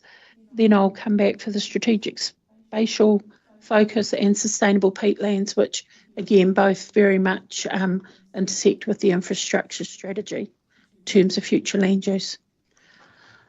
So, Madam Chair, I'm up first for your sins. You have me. Healthy Waterways Freshwater Implementation, page 37 of your report and page 353 of your business cases. I will invite Ed and Bruce up as they were the authors and the facilitators of this, to answer any detailed questions you may have on the business case, noting that we have overviewed these twice with you, feeding back to the team the comments that you made in December. What I will do is just go through the first couple of slides in terms of the work that Bruce and I did last week in in terms of the implications of the MPS review. Dave, I'll just let you click to the next slide for us, please, to see what it is. Importantly, councillors, this is a continuation of what was the anchor tenant in the previous business case. I think importantly, just following on from the words that Janine spoke before around resilience, it's not only environmental resilience, it's our community resilience and our ongoing economic resilience of our region. Water underpins all of that for all of us in the region. I always think back to Jim Milne, for those who know Jim, who stood up in the opening of our Plan Change 1 hearings. I understand he did the same in Variation 6, where he said water is life. And for us, it is one of our core responsibilities. The business case on page 353 that these wonderful gentlemen and their team put together does include monitoring science, policy development, our primary industry engagement and regional freshwater consent. So, Councillor Nicol, your question you asked previously, maybe one where this is an opening where Brent can respond to that. There is a reduction in direct costs. That is primarily, when we say the direct cost, that's a reduction from our baseline, which was the 23-24 budget. And that was a significant budget for investment in contracted services in our freshwater policy review. Dave, if we can go to the next slide. That is the financials. You've got that on page 31. And then the next slide, Dave, is, I guess, what I'd like to talk about. So this is the work that Bruce and I did last week in terms of the budget and what does it look like, how different is it. As I mentioned, the Repeal Act came in last year. It is that opportunity to refresh the project.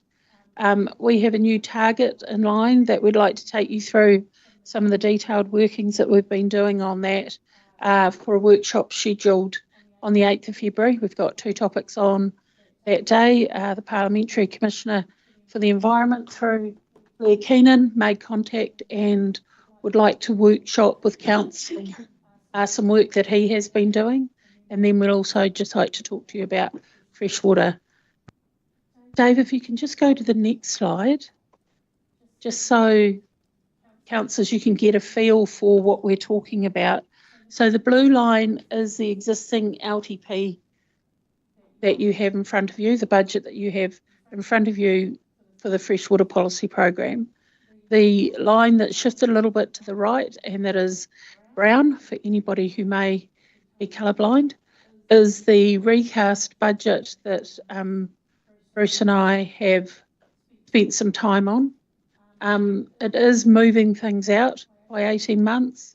It is also over the life of the LTP, a reduction of $990,000 for the program, and that's having a look at it. Again, I will go back to what Councillor Hughes eloquently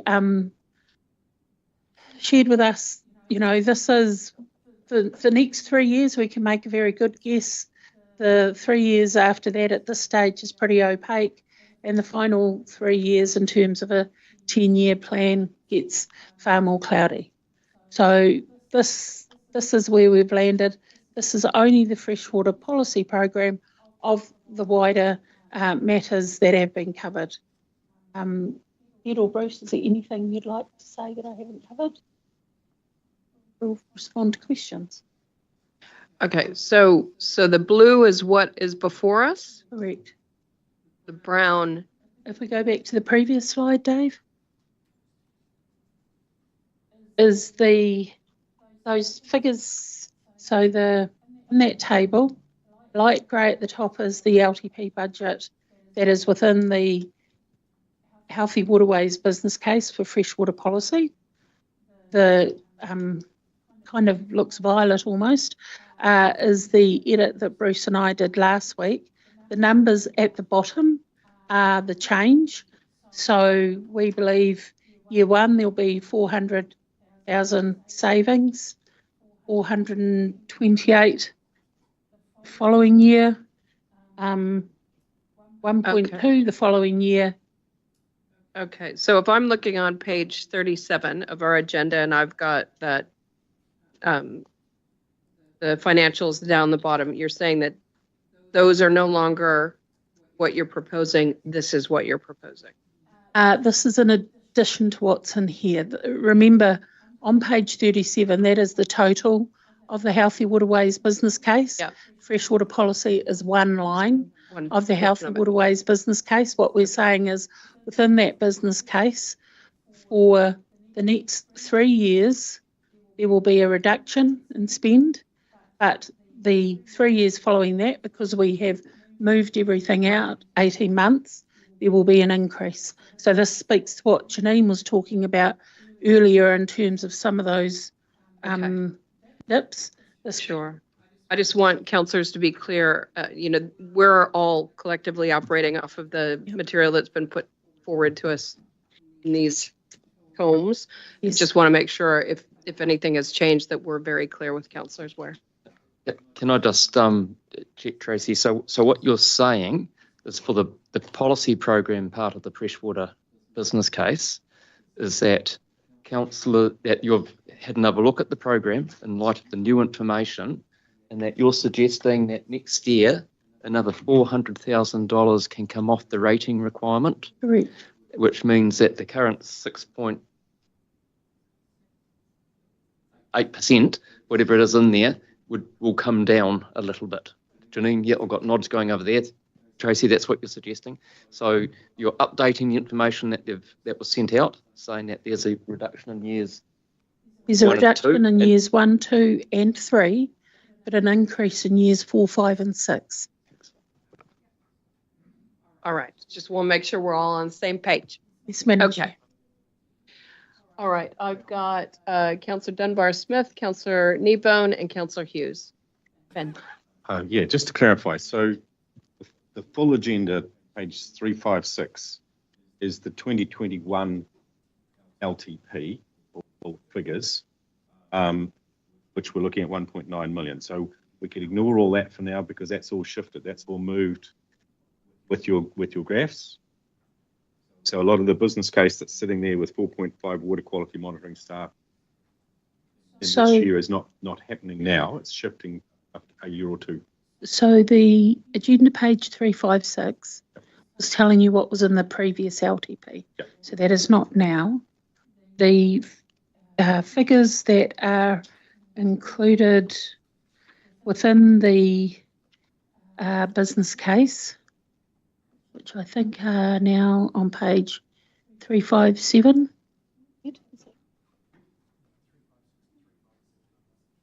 Right. I think it's 361.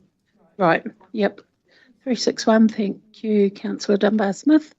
These are now corrected with the figures down the bottom there. They will be reduced over the next 3 years. Yeah, so that's on page 37. So where it was showing saving of 277,000, it's now showing 400,000. Is that right in the first year? I think it'll show 677,000.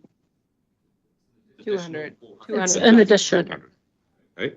So in this current year, 24-25, the activity that's still proposed is going to be notification of freshwater policy instruments, summarising of submissions, engagement of freshwater commissioners, and preparing Section 42 report on submissions. So, Dave, could you go to the next slide, please?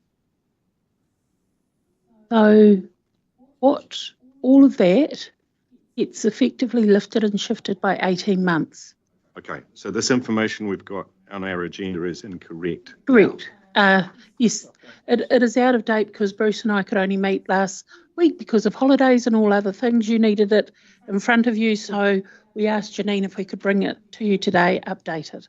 Okay, good, because I wondered why we were appointing freshwater commissioners if the legislation's altering and no, that's a very good question. So we didn't get time to update the narrative, but that's why we've taken the time to show it like this, and we will update that for you.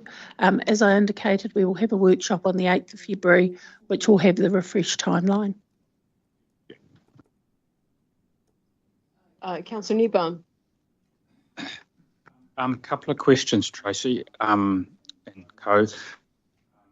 One is, we always knew we were being pushed to do too much, too broadly, too quickly in terms of our Waikato, Waiho, Hauraki, Coromandel and the West Coast. Are we missing an opportunity here by pushing this out a wee bit in terms of that if we kept the resource there, we could potentially put a bit more focus back into the Waiho Kāwhō, because we know that it's, despite the best intentions, it's still going to be pretty tough going getting all this rolled out. And I guess sort of somewhat related, but is the whole issue around implementation of PC1 that hasn't been mentioned in this process that I can see, not with emphasis anyway, and we've already lost a whole bunch of time with PC1 because of the project, which is putting us even further behind, giving it 35 months. So these are all matters that Bruce and I have been grappling with. We have a 10-year bit of a table that has all the matters you've raised, that has local government and central government elections in, because they tend to fiddle around with things as well.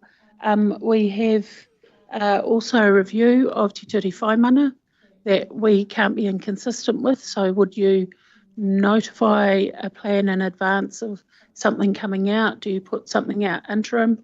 In terms of Waiho Piako, looking at the settlement deed for the Waiho Piako Coromandel catchment plan and how that knits together, when in essence at the moment it is a replication of what the MPS requires. So we have put all that in the mix. We've also been very cognizant of comments Councillor Cookson made last year around the more we don't do something, does that mean more is happening in the Waiho Piako Hauraki area than not? And we believe the NES provides a good backstop essentially there as it's crafted at the moment. There is probably, last count, I'd say 57 things we're taking into account of here, least of all our continuing engagement with people who want to engage with us and get it right, our existing statutory requirements to fulfil our planning responsibilities, of which we've already had some correspondence from the Environmental Defence Society, who reminded us of our statutory responsibilities, which was helpful, to prepare a plan without undue haste.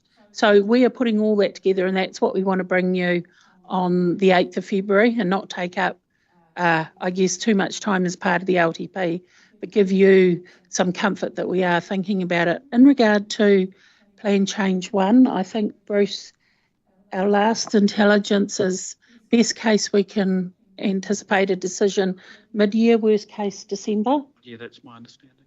And that may or may not go further through the Court of Appeal. But Brent, you might just like to talk about PC1 implementation.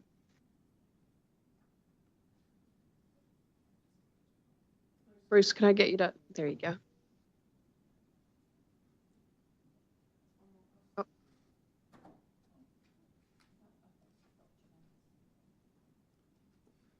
Oh, here we go. Morning, Councillor. Yeah, so we are planning on implementation based on the court making a decision in the middle of the year. So in the business case, you'll see compliance resources starting to ramp. So PA compliance, because there's a lot of new PA rules that are coming through for PC1, so PA compliance officers ramping up incrementally over the next 3 years, and equally starting in year 2, because it'll take a year or so for the consents to come through, consent compliance ramping up as well over the next 4 years. So you'll see 6 new roles over the next 4 years in the regulatory side of implementation of PC1. And you'll also have seen that we have refreshed how the primary industry engagement team is, I guess, has been established to both support the delivery of PC1 at the same time as supporting the delivery of the National Farm Planning Regulation. So that was a long answer to the short question of, are we looking at implementation? Absolutely. Stu, you good? Sort of for now, yeah, thank you. Yeah. Right, I'll get you to hit your line. There we go. I've got Councillor Hughes, Councillor Graff, and Councillor Cookson. Councillor Hughes. Robbie, can I get you to? Oh, sorry. Thanks, Madam Chair. Really just a couple of points. First, follow up from a question from Councillor Dunbar-Smith that the suggestion here about the engagement of freshwater commissioners has been canned. That's not happening. And the second point is that I want confirmation that we are no longer investing any money in the current freshwater policy program documents apart from PC1 requirements that compliance purposes to make sure that we've got PC1 covered. But because my understanding is the existing legislation policy statement will be replaced, and it's more likely to be devolved back to the region than be done centrally. I just want confirmation that we're not investing any further time and money in the current program. Madam Chair, the first response, so the engagement of commissioners, and it's not canned, it's deferred, but it will not occur within the 3 years of this LTP. So the present legislation that we are planning for still has the freshwater commissioners as the decision-making entity on freshwater plans. So we have provisioned for that, but we've shifted it 18 months. It will not be within, our plan will not go to freshwater commissioners within the first 3 years of our 10 years of the LTP. The next LTP will look at that closely. So is that so we're providing for the current legislation with the current timeframes. Correct. In what's proposed. Yes, which does not mean that we will be having a plan that will be going to freshwater commissioners within our 3 years. But until such time that legislation changes, we do need to consider, we do need to plan for compliance with that. Yeah, if I can get on to the second part of the question, I cannot give assurance that there will be no further spend. It'll be my recommendation bringing to council workshop on the 8th of Feb that we will continue with the policy review based on, I guess, the comments that I'd previously shared with council last year. It wouldn't be prudent of us to halt completely, but what we will be bringing back to you is something that the team believe is a better recast, will enable us to have better conversations with the sectors impacted and actually result in a lot better policy than what we were potentially cramming in as a compliance with legislation exercise. So it'll enable better engagement with our sectors, with our iwi partners and with our community, but gives us more time to do more thinking, also with ourselves internally within WRC. So my recommendation to you bringing to you for discussion on February the 8th workshop will be a continuation of the freshwater policy program, but recast and less than what we were previously going to do in the next 12 months. Yep. If I could just make some comments, and correct me where I'm wrong, Tracy. So the government has not put out a stop work notice on freshwater plans around the country. What they have done is indicated they're going to have they're going to look at the RMA, and that's over they're going to follow due legislative process, and that will be over a 2-year period or whatever. And within that, they are also going to have a look at the NPS for freshwater, which they said they will follow due process and they're not shortcutting anything, which will take 18 months, 2 years or so on. I was at a meeting last week with executives from primary industries and primary industry organisations, and with other regional council chief executives. There's a whole range of different approaches to what councils are doing. Many councils are continuing with their freshwater plans on the basis that they need to do it, not just because of national direction, but they have water quality issues and other things that they need to be working on. There's some councils who are already notified or have drafts out there.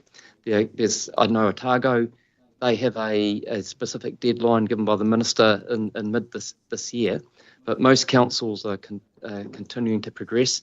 Maybe just some are planning to slip that December 2024 timeline. I just sort of give you a view of what's happening around the traps.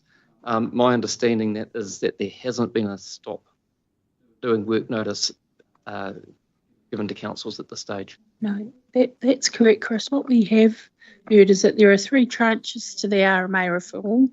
The first tranche was to repeal the 2 previous acts, so government has done that. The next tranche that we know we'll probably see in the not too distant future is a fast track consenting process as part of RMA amendments. So we're envisaging that in the next 2 to 3 months. Following that, there will be the review of the MPS will begin, and then following that, there will be replacing the RMA with new law. Now, that is quite substantial pieces of work. The refresh of the National Policy Statement, it was what was in the coalition agreements, and the words are escaping me now, but it was to review the MPS freshwater management with a view to looking at the hierarchy of Te Mana o Te Wai. Now, before Christmas, I mentioned to council, if the government goes back to 2017, which seems to be the policy baseline for a lot of the decisions when the last national government was in, there was a very comprehensive MPS freshwater management dealing with water quality, water quantity, Te Mana o Te Wai, wetlands, outstanding water bodies. So it will be deep and it will be complex. What we're wanting to do is carry on developing a policy that will sit there, that we will not notify until we have a new MPS that might show some significant shifts. But in the meantime, our recommendation to you will be to carry on and do the work. As I keep saying to councillors, I said all through when the MBA and the Spatial Planning Act was coming in, this is our life in resource management policy. We are constantly working with changed direction. We have a State of the Environment report. We know after 20 years of science we have some issues. We need some interventions. What I think the opportunity is here that the government's given us is a really good opportunity to sit down with those sectors impacted and hopefully come up with better solutions than what we would have had in a compressed timeline. Thanks for that, Tracy. All right, I've got Councillor Graff, Cookson, Nicol, Clarkson, Smith, and Strange. Just letting you know the lineup. Councillor Graff. Pass. Nice. Nice. Councillor Cookson. Thank you, Madam Chair. I think this is a discussion that me, myself and Noel and a couple of landowners who were having still the other day, where the problem of this is council's got to take a different lens of its way it does business. And if you don't seriously start considering this, there will be revolt from the landowners out there that they will not accept the way that you want to keep interpreting the rules of this organisation. And it's up to you. If you don't want to listen to that, that's your right not to, but it's about time I think you do, because there's the voices out there are growing to say this is enough. You take the letter of the law to the maximum instead of taking it to the middle, that is in a fair place that everyone can be fairly treated within the rules. So I say, Tracy, you start listening to that very clearly, because that loud noise is going to keep coming in louder, harder, faster, and it's not going to stop unless you want to start taking some real notice of it. Thank you.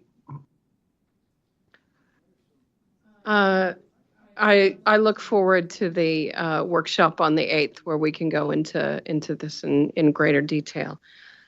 All right, I've got Councillor Clarkson. Oh, wait a minute. Sorry. Councillor Nicol. Councillor Nicol, then Councillor. I'll keep it brief, but thanks Tracy and Chris for that explanation and honest answers to how we're approaching it. And thanks to Brent, appreciate the FTE, noting though it's very much in the permitted activity and water space. Please don't take your eye off the other spaces that might need improvement in the future. So, and looking again more beyond just the highest risk pieces, I think there's more to grow there. That's all. Thank you. Councillor Clarkson. Yeah, I just wanted to actually support the general approach that Tracy has outlined, because it's not just about review and repeal of what central government says, it's about our regional responsibilities. And we have a regional plan already that we should be following, and we already have a State of the Environment report which gave us a whole lot of clues about what we need to do. And I think that's the key point, is the problem doesn't go away when you review and repeal legislation. The outcome we're seeking, which is around water quality and other aspects of water, doesn't go away when you do that. And so the question, the approach that's been outlined to us today is us focusing ourselves on getting the right answer for our region. And I think there's a huge merit in that approach. I also wanted to note that, for example, on page 361, where there's some detail provided around monitoring and data management, there's a recent paper just come out, authored by Richie McDowell and David Hamilton and various other people, and I'm sure the staff here in the council have spotted it, but it actually delves into some detail on why our monitoring networks are not up for the current job even. And I'm assuming they've been looking at that and thinking, how are we going to improve what we're doing regionally to make sure that we're getting all of the right answers that we need to make our decisions. So, yes, I just wanted to make that general comment in support of the approach that Tracy's just outlined. Thanks for that. Councillor Smith. Thank you. Bruce has probably taken some of the words from me, but I support what he's been saying. The issue for me is we need to do the work. But I also think Robbie's made an excellent point in the work that we've been doing in the last, since council broke up before Christmas. Robbie and I have been out in the field, and I acknowledge, Chris, you're attending some of the landowner meetings and other staff. The way in which the engagement is, we've got to go to the people, and rather than expecting them to come to us. It's been very fruitful, and I think the thoughts and comments that Robbie's articulated encapsulates what those landowners are saying. You know, please listen. We do have things of value to say, and it's not until you push some people that they come out swinging, and I think we've seen a little bit of that. So if next or the 8th is where we do all this, that's fine. I think if we take our time to do it right, which means I'm a little concerned about pushing things further out, because I'd rather see, rather than a peak there, a more plateaued approach over a longer time, as opposed to a peaking at, in 2 years' time or whatever. We need to get there sooner and perform at a higher level of engagement, and rather than up and down, it puts too much pressure. So I just wonder whether that, I think the intent's right, but whether the delivery on that graph is the true picture that we should be trying to emulate. So anyway, let's see what the discussion brings on. But we shouldn't stop spending, although we don't need to spend as much. Yeah, but let's do it longer, slower. So do I understand the peak correctly in that the peak happens when we would be at a position where we are preparing the what is it, section 42 report and the commissioners and all of that kind of thing, where that initial lead-in and slightly upward trajectory of the brown line is still asking for investment to do just as you say, Councillor Smith, ensure that we continue to make progress? Yeah? Correct, Madam Chair. This isn't a graph of effort. This is a graph of direct costs. So the direct costs, the peak, come when the Freshwater Commission sits, because it is, whilst we don't get to appoint the commission at the moment in law, it is appointed through the head Environment Court judge, the commissioners, but we get to pay for it. And all of the experts that they may call to assist them to make their decision. And that's what the peak is.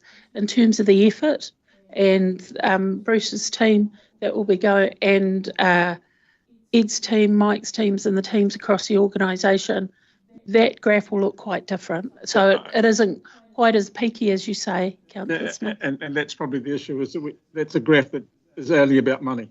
Correct. It's not about the effort. And I think that's my concern, is that we don't, while we might ease off some of the pressure, it needs to be maintained and spread out. And hopefully we will have that information hopefully in a more digestible form on the 8th for you. Thank you, Madam Chair. All right, Councillor Strange. Yeah, thank you.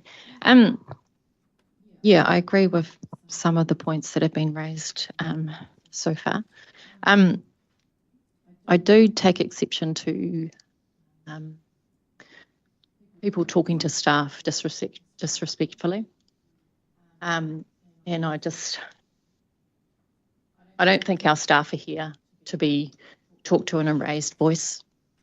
So just wondering if that councillor could maybe think about tone and voice. Yeah, noted. Thank you.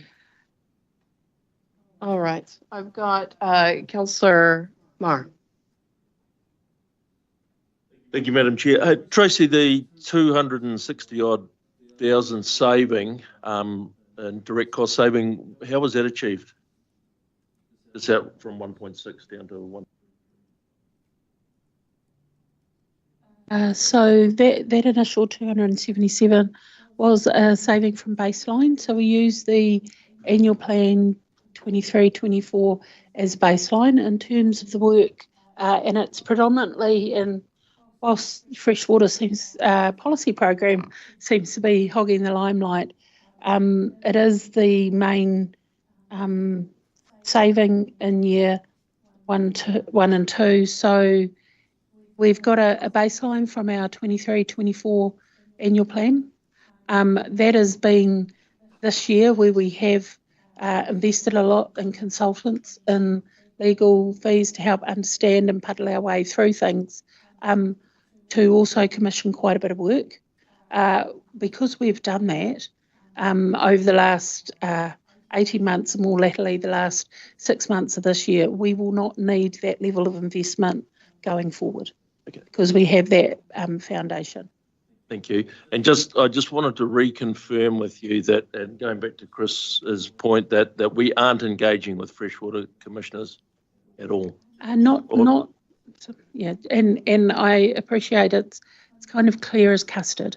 Yeah. Not in year 1, 2 or 3 of this LTP. We will, because that's what the legislation presently says. So that's what we're presently budgeting for. We're indicating that in year, where are we? Year 5. So that will be in the next LTP. Okay. Thank you. At this stage. It may change, it may look different, but what we are indicating is somebody will need to hear and make decisions, whether it's Freshwater Commissions or a committee of this council, that'll be in the next LTP. Councillor Dunbar-Smith and then Councillor Kneebone.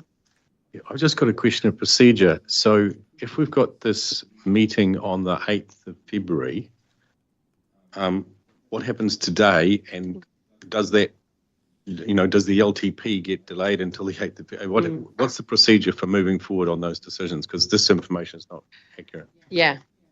Just, can we get some guidance on that? So, Madam Chair, I had anticipated it was a workshop on the 8th of February to let councillors know the recasting of the project that we are doing. This is the budgeting for that.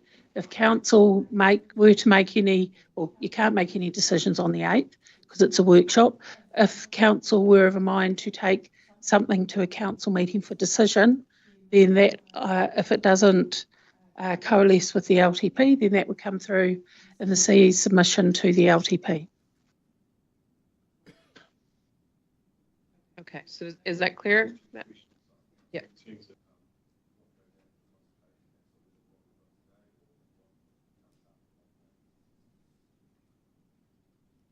So, I was just going to say, Janine might want to comment, but I'd be suggesting that we're making decisions today about what's in budgets, and will then get built into the consultation document that will go out.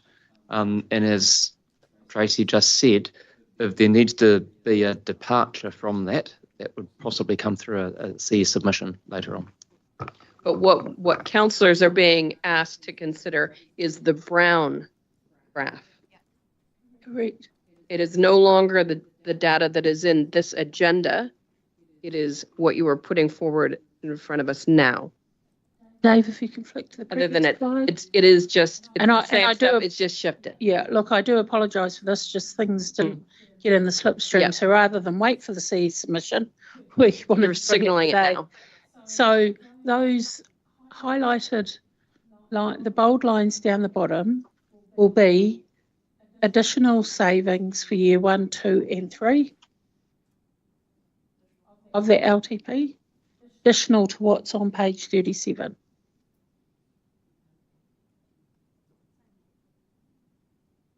There will be increases. The 400, the 428 are savings. Are savings. The 1.2 in year 3. Even though they're a positive number. Yes, because I thought I'd show them as a positive because I thought it was a good story. It's a good news story. And I'm not an accountant. I like it. Yeah. Appreciate the effort. Yeah. But years 4, 5 and 6 is where things get shifted with the playing field that we're operating on now. Okay. So are we all clear what we're making a decision on? Wait a minute, I don't have a red light for you. Bruce, can we turn that second one off? There we go. Yeah. Sorry, I understand that what we've got here in front of us today is what goes out for consultation. What? Sorry, to help you, Councillor Dunbar-Smith, I forwarded these to Janine on Friday. What perhaps we can do is give you an updated page 37 that will form part of your deliberation, so you're very clear what it is this business case is seeking. Yeah, I was just going to suggest that because this meeting is going to extend for several days, so you can bring us back something. But otherwise, it's suggesting here that in the 2024-25 year, we're going to be engaging freshwater commissioners, which is not what you're saying we're doing. No, we will refresh the narrative as well. Yeah, thank you. Yep. Yeah, good. Okay, so we will get, before decisions are made, we'll get an updated page 37, but also will there be updates to the earlier overall financial? We need to. Yes. A supplementary paper. Yes. Yeah. So through you, Madam Chair, what I anticipate being able to put in front of Council at the end of your discussions is a schedule of all of the changes that have been made from what is included in your agenda pack, so that we can be really clear where we started from, where we're ending, and all of those matters that have been determined. So that will pick up this change that Tracy's highlighted now. So it will show you exactly what calls have been made. And for absolute clarity, Madam Chair, and those changes that we are seeing today, such as that graph with 2 before and after, the after and all those other changes, we make the decision on, and that's the basis of the consultation document. That is correct, and that is why the numbers in terms of the final resolutions for Council on the setting of the budget are all TBC. So they will be inclusive of all of the decisions that you make this week. Yep. No, that's what I believe to be the case, but just wanted to make sure everyone's on the same page. Thank you. Councillor Kneebaum. Thanks, Madam Chair. I just want to make a couple of comments, and I guess to endorse in particular the comments that Bruce made and Chris as well, and that the reason the previous government put in place these national directives was because regional councils, in the general sense, were seen by the public as not being active enough with freshwater management. And I don't know that I did, but if I heard Noel and Robbie's, the guts of their criticisms against the council, and I made against the council, not against Tracy, was that we weren't engaging with farmers in the way that they think we should. One of the real downsides of the most recent directive from the government was the pace at which they wanted us to do things, which forced us to do nowhere near as much consultation with them as what we were able to do through PC1. Yes. So my issue is that rather than push things out a bit further, I think we should take this opportunity to have better engagement. Meaningful conversations. Going to be able to do, I'll just leave it there, but that's my concern with pushing things out. Yeah. I don't believe Robbie was trying to be critical of a particular staff member, nor was I when I endorsed what he said, because they were comments that came back, and maybe the chief executive who experienced some of the comments from the landowners may wish to comment, but the reality is my concern is that there's more than one way to skin a cat and there's more than one way to consult. We've heard from particular landowners, and they're by far the minority of the people in this region. However, they've got a huge and a huge investment in land drainage and river and flood protection and so on. They have given some comments which both Robbie and I have taken on board, and I believe that it's fair to raise those comments in the safety of the council chamber, and no one is trying to personalise this against any particular staff member. They are genuinely held concerns by some of our ratepayers, and they've been raised. It's over to us how we deal with that going forward, but it's only fair in the safe environment that they be raised. And I don't think some councillors need to be precious about that. And if there was any offence taken, there was certainly none intended from me. So I think that I think it is fantastic that we are raising these types of issues. I think that what we need to note is the manner in which we do that.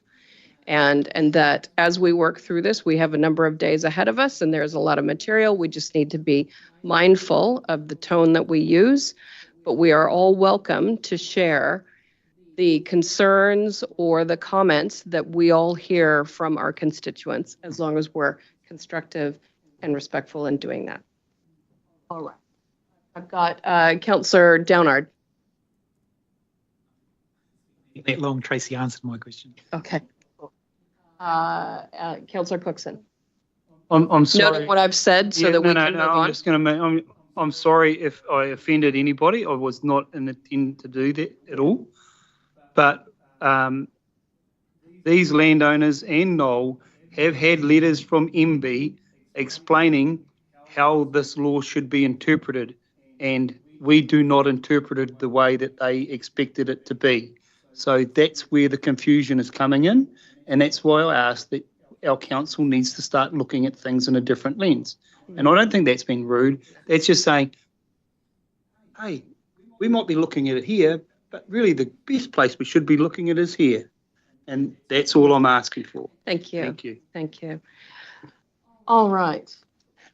Anything else on? Yes. Madam Chair, I don't wish to labour the point, but we've only kind of talked about the freshwater policy review. Oh gosh.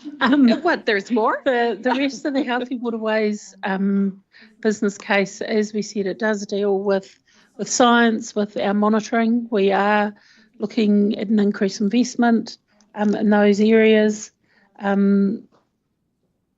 wasn't sure whether Brent wanted to talk any further about primary industry engagement and the work we're doing in that space. I just know that our wild child of the freshwater policy review tends to get all the airplay when there is so much more to this business case than that. Brent, is there anything you'd like to specifically identify? Thanks, Tracy. I'll keep this brief, and just a repeat, really, or a reminder of the conversations that we had at the workshop. The original business case, the 2020 21 business case that was developed at a time that was before National Instruments. And so you'll see the work program around delivering the PC1 and the National Instruments has been spread over a longer period of time. And you'll see in the document what it means is that there's a reduction in spend in year one from baseline, but it's a spread over a longer period of time as we're phasing that work in. As you'd have seen, there's quite significant consenting workload that is anticipated through PC1, where we'll be looking to have the very vast majority of that contracted out. It's because it's a hump of work, you don't resource for a hump, and so much of that hump will be dealt with through contracting out. And as I mentioned earlier, we have progressively ramping up resource around the compliance side. One PA in year one, a consenting compliance, and a PA in year two. So it's just ramping up because we anticipate whenever any new legislation, including PC1, comes along, a lot of the initial work is about working with and informing parties. And so that's a lot of the work that our primary industry engagement team is being set up to do. So that's a summary of the implementation in the health record space. Thank you, Brent. Madam Chair, I've just asked Ed to make a couple of comments because monitoring is something that we grappled with in this business case and just our investment in that through its many iterations. Ed. Thank you. So the paper is up to date on the comments I am putting forward, but just the key points. So we have found 130k saving in the existing budgets and working forwards.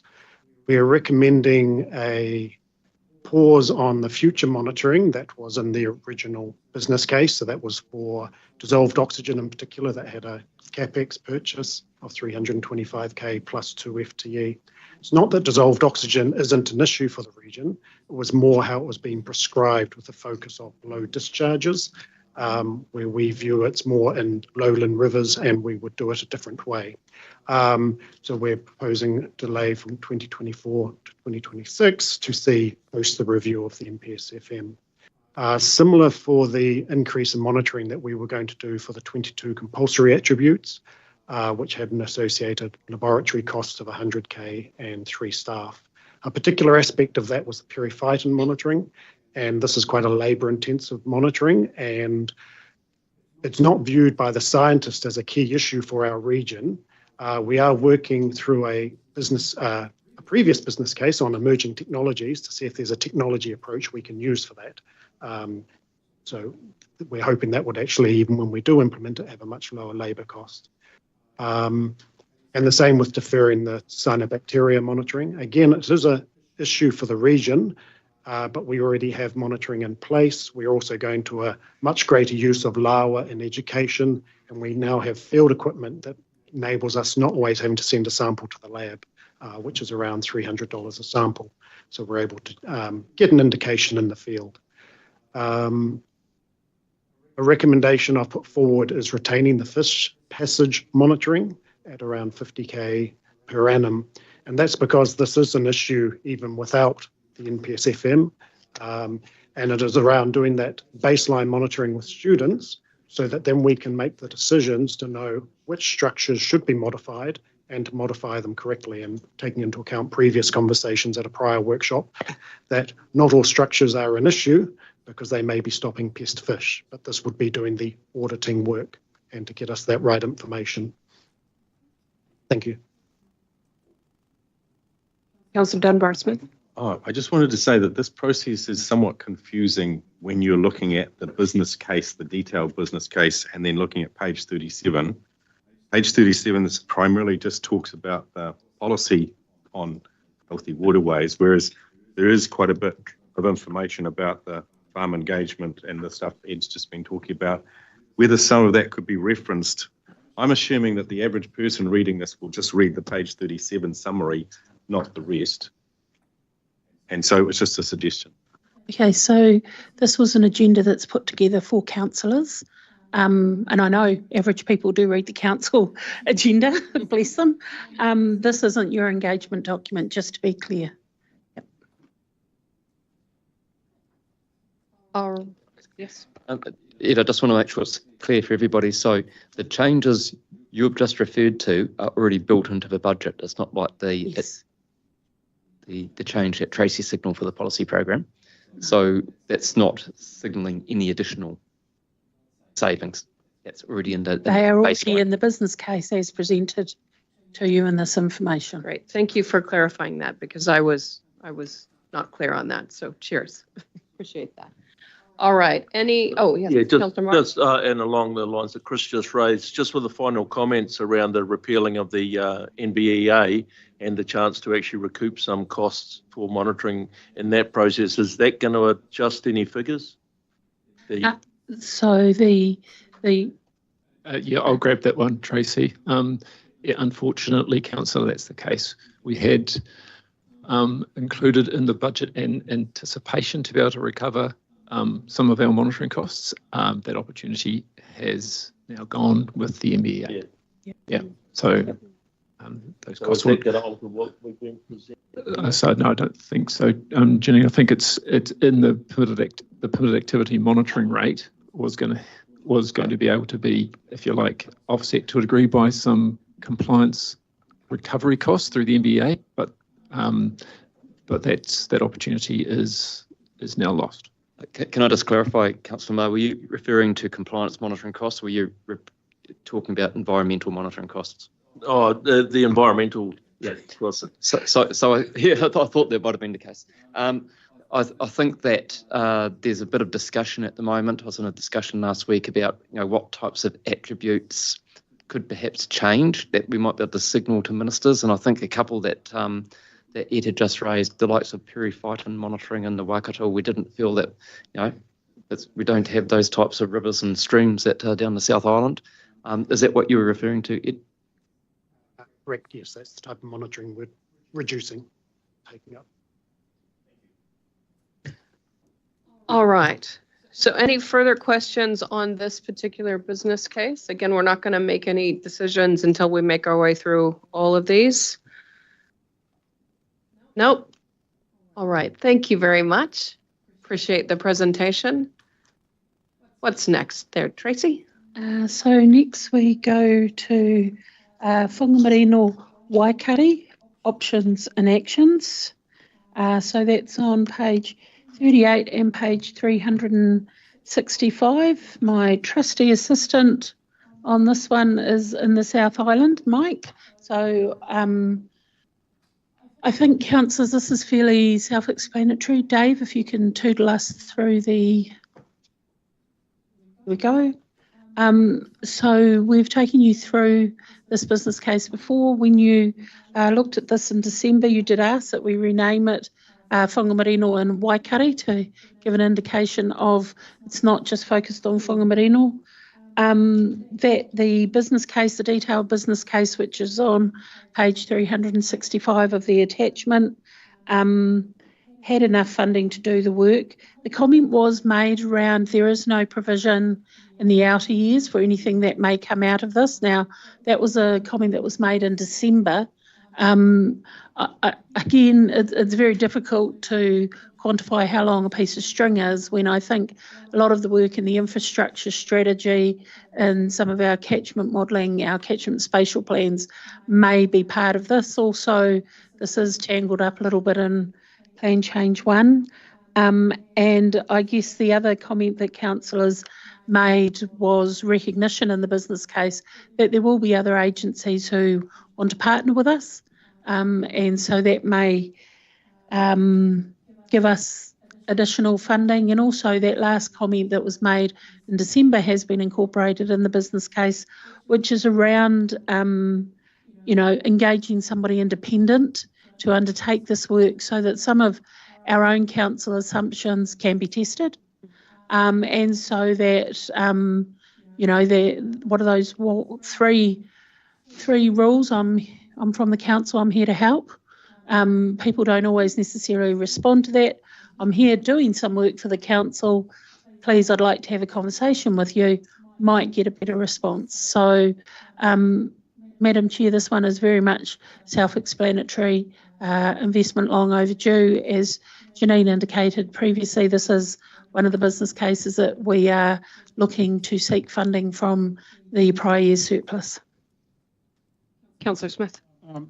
This issue's been talked about for so long, but nothing seems to have been done. I think it was Bruce who talked about this at the workshop. It's time that we actually identified what the issue is, what are the options, and then that's the next step. So I understand why we're not funding the next step, because we don't know what that is. And so we need to draw a line in the sand, identify what we have got, what we can do about it, and move on. So when this comes, I'll support this, Madam Chair. Thank you. Yep. Madam Chair, just the last comment. We have been purposeful that any outputs of this, and with all the business cases, we have tied them to performance measures, to LTP performance measures. So we'll go through those when we get on to our groups of activities. But we have tied this to 2 years so that it can inform the next LTP. Right.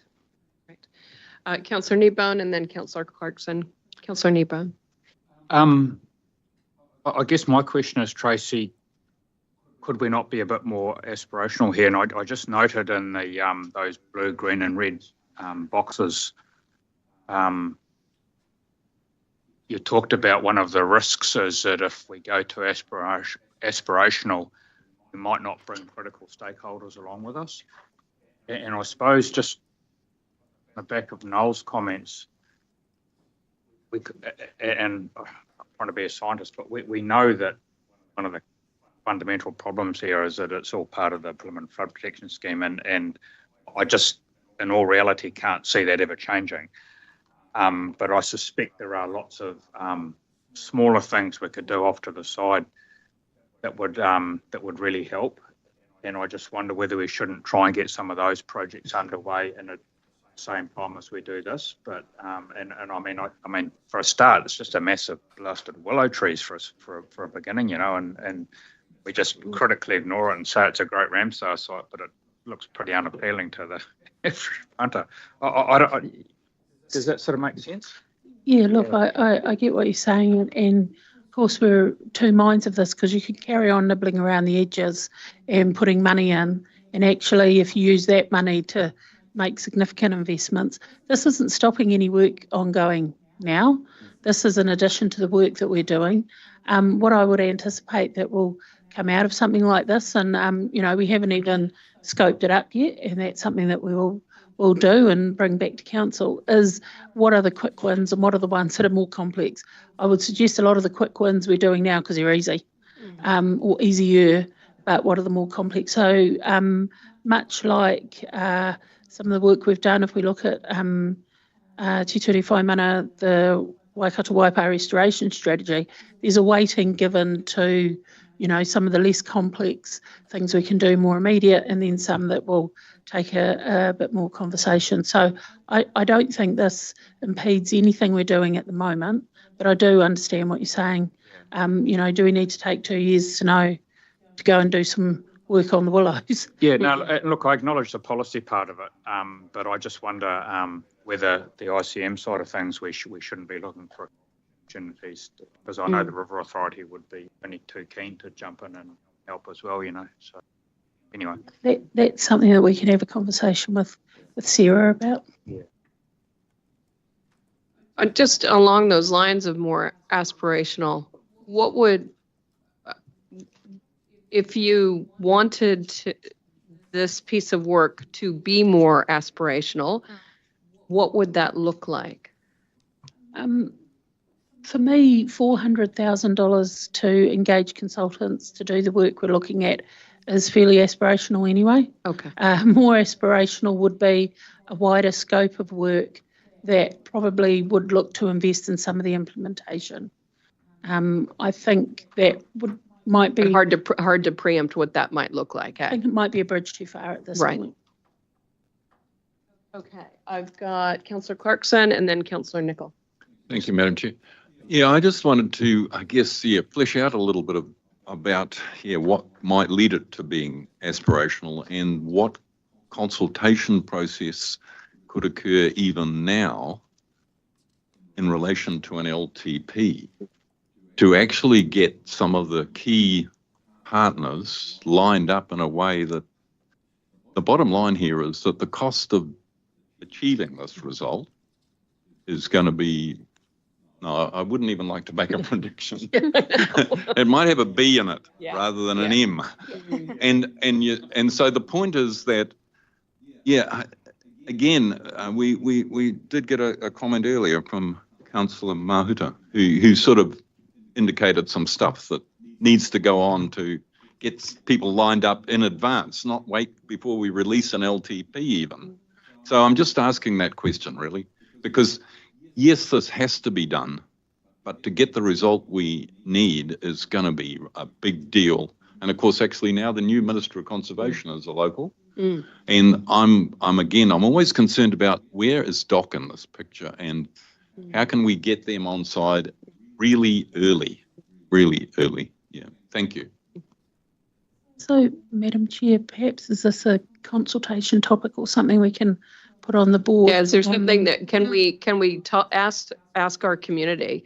Is this something that is truly important to you? And if so, what does us addressing it? What might that look like for individuals? I suppose. Maybe. Yeah. Oh, sorry. We did this for Lake Taupo. Now, a Ramsar site surely is somewhere in the same league, right? Well, a number of constituents that I have talked to over the last few years have raised this as an area that they would like to see focus on. So, so something to note, how we might include a conversation with our communities around these significant sites. Through you, Madam Chair, there are a lot of people who are talking to us about this. They're not wanting to put their head above the parapet yet.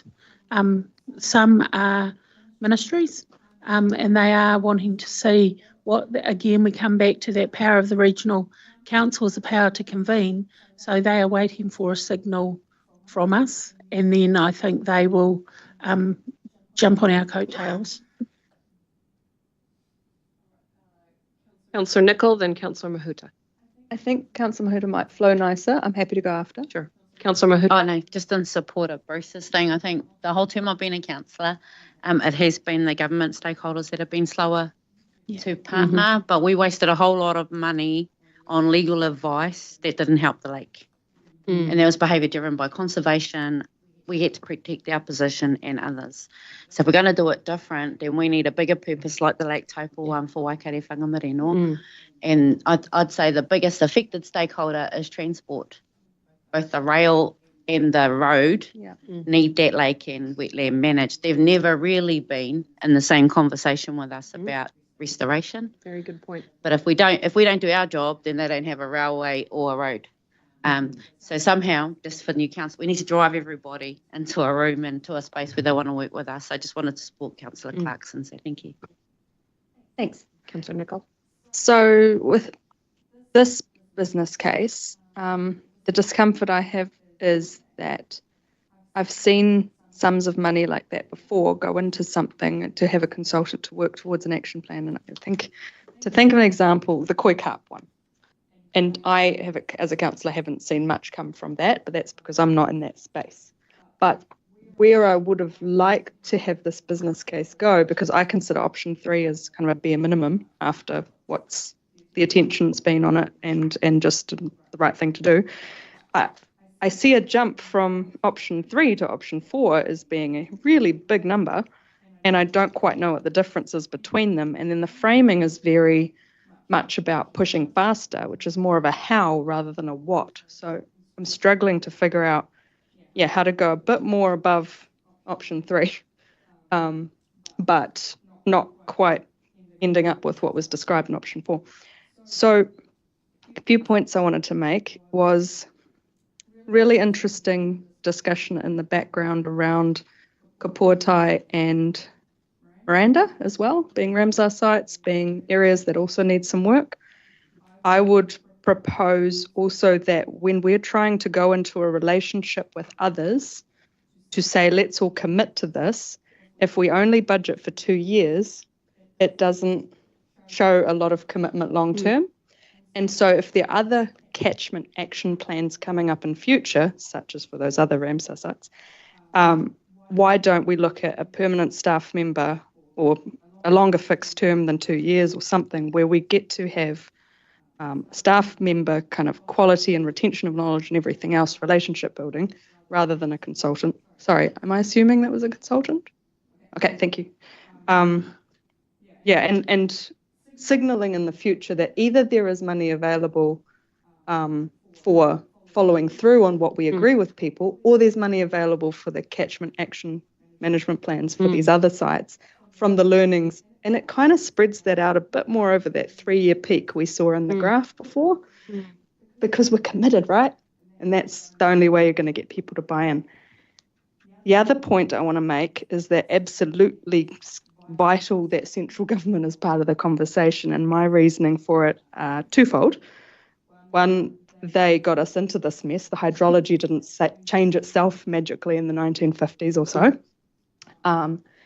And they signed up for the Ramsar Convention type stuff. So they've signalled and done all these things and then stepped away and given us this to manage. They are absolutely part of it. And I would say that if this Ramsar site was a person, as is the trend actually for some really important sites of nature in the world, that they do have personhood, or that we do look at the rights of nature to exist there, they would need a settlement of sorts to set things right. And so that would be my reasoning for bringing in central government absolutely from the beginning. I think I've made most of the points. Just check. I did worry as well with the commentary that it might, after those 2 years, result in more of, policy development information rather than the carrots we want to have people thinking about to make their own choices and their own self-determination. So just want to be really careful that the work is incentive and human language, not documents, reports and policy language and outcomes. And also looking at timeframes that are post 10 years, because that was mentioned in there as long term. And I was thinking, well, it probably needs longer term than that as well, 30 to 80, for example, to be in line with Te Ture Whamana. And I appreciate you listening to that, because I think that's all my points. Thank you. Great, thanks for that. And I suppose just picking up on what you're saying around how do we signal to people that this is just the first stage of what could, as you rightly point out, Councillor Clarkson, be an enormous and expensive solution if our communities have appetite for that.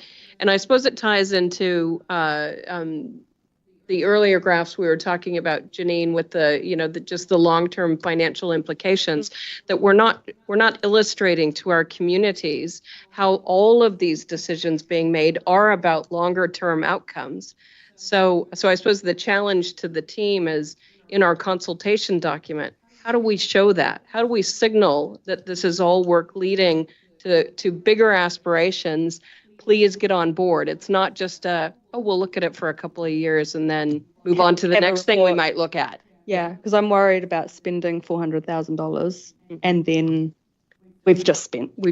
Yeah, and I think to get the buy-in we need to single more. So I would like to propose that we signal something, even if it's the same amount for 4 years or 5 or 6 years, knowing we're going to go down the track of either the community catchment action management plans of those other really important sites, or to follow on from this, depending on what comes out. I acknowledge the uncertainty of the discussions.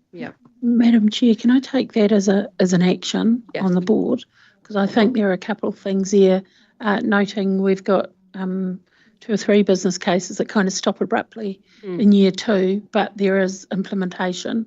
Whether it is something, and Janine was talking about this with ELT last week, something that's notional, but is enough to send a signal, but telling that story around, so what next?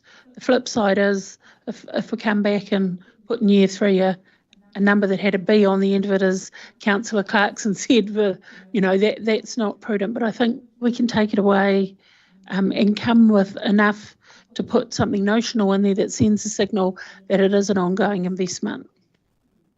Well, and I suppose it's the additional commentary that, like you say, there's a number of activities that we're engaged in that are sort of the scene setting stuff, right? It's the exploring the options, knowing that whatever options we take probably have financial impacts, right? So. All right, I see it being noted on the whiteboard over there. Fantastic. All right, we've got Councillor Cookson and then Councillor Dunbar-Smith. Councillor Cookson. Thank you, Madam Chair. So this, it's the biggest thing is actually what are you trying to get from the lake, and what is it? What's the function? Because we can sit here and talk around all day, but if you want to restoration, what was it previously? How did it function? Because we've altered it by catchments, by more water coming in and everything else. So, like, I don't know if consultants are going to fix any of this. All they're going to do is come back and say these are a whole lot of issues, and then you spent $400,000 or $1 million, and you're going to be sitting in the same place as you are right now. Nothing's changed. I guarantee it. Where most probably the better way of looking at it, you would go, okay, there's farming, agricultural land water that run into the lake. We need to divert that it runs to the edge of the lake and then goes down the Whangamarino and not through the lake, or something like that, that the water that's in the lake is the lake water and it's not being contaminated by things outside it, and we can manage it. You know, you need to have a way better aspect of how you're going to make a concept of how this is going to function, is going to work, than just getting a bunch of consultants in and coming up with some ideas, because it's not going to work. I can guarantee you it will be flawed. We've seen this time and time again, and we'll be sitting here in 10 years' time arguing the same bloody thing, and they've walked away with $1 million worth of consultancy fees. So I think the message is that we're very clear with if this goes ahead, that we're very clear that this is on identifying clearly what the options are. Yeah, Madam Chair, I've taken from the previous two conversations we've had with Council about this, and just what Councillor Nicholl said, it's not about policy options, it's not about another plan. Yeah. It's what are the options, what is the suite of options. It's not engaging consultants to come up with more bright ideas. They might have some ideas, but actually there's some smart people in this organisation, there's some smart people who have lived beside this for bit of the country for a very long time. But what we have done in the past is we've had a continuum, a random amassing of an idea here, one here, one here, and one here. What the whole purpose of this is to bring that together in an integrated whole and go, here's the size of the problem. Here's some things that could fix it if you want this outcome. As Councillor Cookson said, if you want this outcome, here's a bunch of other things. Discuss. That's essentially what the scope of the report will be.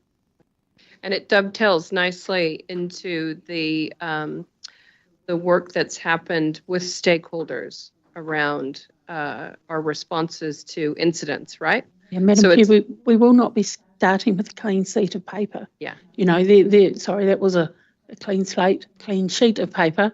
You know, there's so much to build on here foundationally. It's definitely not, there's so much that's happened over 50 years that it'll build on. Okay, Councillor Dunbar-Smith. Thank you, Madam Chair. It was just picking up on your point there. If I see this business case is funded by a prior year surplus, which is one of the reasons it's only a 2-year thing. I'm supportive of this. I think it's important to do. If you wanted to show that it was an ongoing commitment, would a staff member, a designated Whangamarino staff member whose job was to, because initially this is about engaging with the community, that's what it says there, and carrying on that as a function. It is part of it, the engagement. Or is it important to have somebody external to council? That was your question. I think it is important in this discovery phase and putting everything together to have somebody external to council. If we were to show intent and ongoing intent, it would require a dedicated person, mainly because everybody's day jobs around this organisations are pretty full. And if they're not full, something will pop up that means that's the next priority. So it would require a dedicated staff member. Where that staff member would sit, whether it's part of the directorate, which directorate it would sit in remains to be seen. Even if it is somebody who would sit here, it might be somebody who sits in one of the other agencies or one of our other partners. Councillor Mahuta. Oh, just to the points raised, yeah. I get where your frustration is, but I've got 12 years of reports like that, so we don't want any more. But one thing I know we haven't done, and we have partnered for all the work we've done, the river authorities put in just about as much investment. They have a different mandate to the council. So even though I'm one of them, I'm just saying we've never used the river authority within its act, within its authority over the vision and strategy to drive, I guess, collaboration around Waikato and Whangamarino. So is this an opportunity to do that? I think so. To change the narrative a little bit, Pamela, because we keep running against our same mandate limitation. Yep. Again, I'm not speaking for the other chair, but I just put that on the table. So kia ora. Conveniently, we have both here. True. All right. Okay. All good? All good with that? No further questions? Yep. Okay, well, we're going to move on to lunch is in fact where we're going to move to. All right with that? Everybody okay with that? We will adjourn for, how long do you want? You want 20 minutes? You want 30 minutes? These are your choices. 30 minutes. Okay, we'll adjourn until 1:20, and we will come back for the water security management plan. Thank you.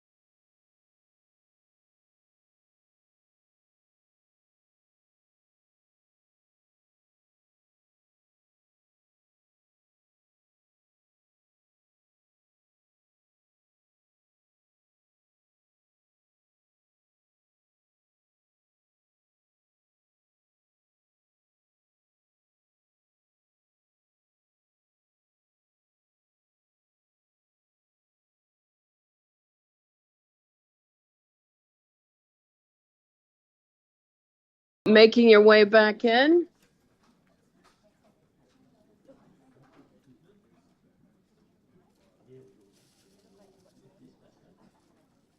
All right, we ready to go? Oh, okay. I think we sorted. Yeah. Ready to go? Yep. Okay, so we will reconvene the meeting. And we are now on the water security management plan. This business case is on page 39 and yes, Madam Chair. 390. 390, which is quite good. If I can just say, all those comments that were made for the last business case that stopped abruptly after year 2, and how we message, as you said, Madam Chair, that these are all, these foundational documents that are going to inform the future. We will take into account for the business cases that do have that fixed term. This is one councillors, again, have seen, well, summary of it, feedback back. It's, again, very much speaking to, as Janine pointed out, the resilience of the region going forward. We are at the women fancy of Mother Nature. This summer looked markedly different to last summer, and who knows what next will be. But hopefully the work that we've done with the water security strategy that we endorsed by Council June last year, this is the next iteration of that. Thomas, is there anything you wanted to particularly highlight? Turn on your speaker. Water security plan. Yep. So in the latest updates,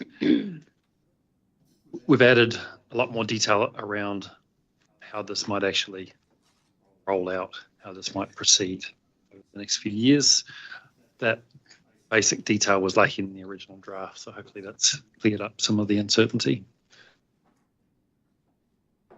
Madam Chair, if I can just make the point again, this is captured in our performance measures under the SPY GOA, and all of these that we're talking about, the scope and the definition, the issue definition, will come back through either council or a committee of council, so councillors can put in their input. Great. All right. Any questions? Councillor Smith lighting a fire over there.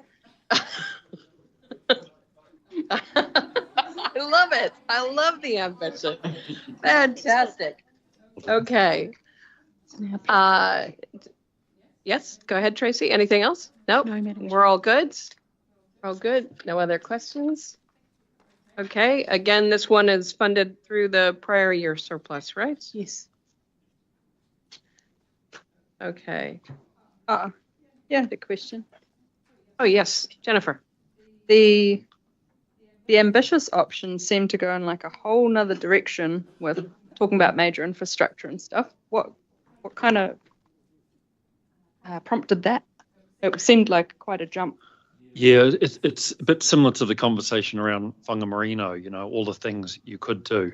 And I know for, in some other cases, councils have gone ahead with more big thinking options. So we're just flagging that as, that's a realistic option that some councils and organisations have followed, diving into large infrastructure, big dams and things like that. Again, where the B word comes up. Yeah. No, like until New Zealand sorts out its whole infrastructure funding system, I wouldn't want to touch it with a barge pole. And also some of the commentary in there, I put some notes next to say, providing more supply. When New Zealand and Waikato even hugely wasteful with water, you would almost be taking away the incentive. Well, you would be taking away the incentive for reduce and be more efficient and all that stuff. So I think we're still in that part of the journey as a community. But just in general, sorry, there's a lot of notes on here. I think if we were talking about resilience, having one big water storage thing is something I'd shy away from. I'm much more of a believer in decentralised water storage, decentralised energy, and so forth. So, and when it comes to resilience and big extreme weather events and that kind of thing. So and the ambitious option I was definitely going away from. So happy with the preferred option as it's there. Thank you.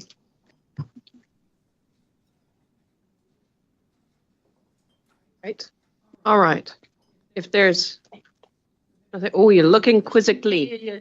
Councillor Hodge. What's his name? Thomas. Thomas. Just off the cuff, and I'm not sure, I tried to find it in this, but water security management plan, does that include, or will it include looking at farmers or people being able to have storage of water on their lands without damming up the waterways? Because I guess I was asked that question from a bloody minister, to be honest, around whether Waikato Regional Council was going to look at approving water storages like that for our people in Waikato. Is that inclusive in this? Yeah, I think in developing this plan, it's about looking at all the options, including, like you say, how can you hold the water where you need it for longer? Does that look like a dam? Does it look like your soil management? Is it your flood management? Is it your use? Urban, electricity, the rural, all of these uses interact. It's pretty hard to separate them for the Waikato. Yeah.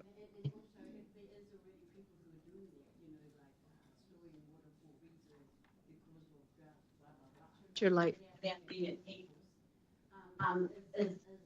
this going to jeopardise what they've already been? Would there be an enhancement from this new plan to allow them to continue what they're doing? I think a lot of that is driven by, the rules and policy that we have in our regional plan. Changes to the regional plan might flow from this project and looking at what some good options are. Yeah, so yes, but separated by a few steps potentially from this particular business case. So it's driven by the options that are currently available in our regional plan. Is there intent to explore any changes that could be suggested to that regional plan to enable whatever is the best case scenario? Yeah. I mean, come out of it? we need to scope up the delimit the project because it could potentially be quite huge, right? Separating out, are we revisiting how we allocate water and things like that, or are we limiting it to how we use the water afterwards? And the rules around that, there's also the emergency response, right? When you're moving beyond normal water security to extreme events. All those are on the table for the scope of this project, and we'll need to refine that down to something manageable and bring that back to you. Okay. I've got Councillor Cookson, and then I have Councillor Marr, and then Councillor Smith. Councillor Cookson. Thank you, Madam Chair. Would the scope include regeneration of aquifer? Yeah, I don't see it as out of scope at this point. Because we can always store water on the ground, but it's going to go stagnant and horrible anyway. It's not going to be that good for drinking. Where if we're actually using water short term and catching it in a catchment facility and then regenerating it and putting it back in the aquifer sounds a pretty good idea instead of storing water above ground for no reason. It's definitely going to have a better life force when it's down there filtering itself and getting back to its purity. Makes sense to me. Less evaporation and less heating as well. Councillor Marr. Thank you, Madam Chair. Thomas here, sorry, and I missed the beginning of this, but what's the rationale behind using an external contractor? Do we not have capability in-house? Yeah, it was the limits on the staff we have and the concern that if it was added to somebody's job that's already full, that it wouldn't happen. So making sure it happens by having somebody who's dedicated to driving the project. And that's not a vacancy that we're looking to fill within council. I know we have jobs advertised, etc. And would be a contracted services. So we'd be engaging a consultant, rather than a temporary or permanent staff member. Looking mindful, Tracy. Did you want to add something? Through you, Madam Chair, I was just going to say at the moment, the Directorate's covering, I think, 2 or 3 vacancies. So we don't have a high turnover rate. We haven't had a high turnover rate in science for the last 3 to 4 years. And when we do, we're managing to get people into seats very quickly, which is not at all like it was 6-7 years ago, where we had long lead-in times. Exactly what Thomas said, we've got our freshwater review, we've got resource use, Brent crying out for more resource if possible from internal staff to assist with consent. So exactly what Thomas said, if we didn't have anyone specifically dedicated to this, at the moment we have framed it up as a contractor. Could be that it's an FTE solely dedicated to this, but we believe that the contractor is the way to go. Just their reach might be further than an FTE's, but at the moment, if we added it onto somebody's job, it wouldn't get done. Thank you.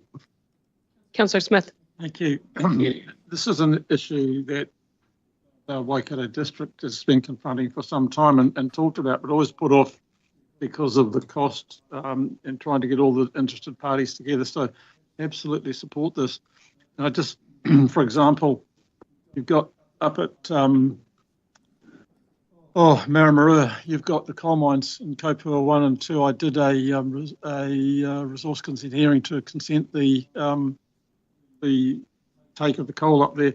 And the idea there was to, once they were mined out, was to knock the walls of the lakes down and create a giant recreational lake, but it also opened the opportunity for water storage and water use.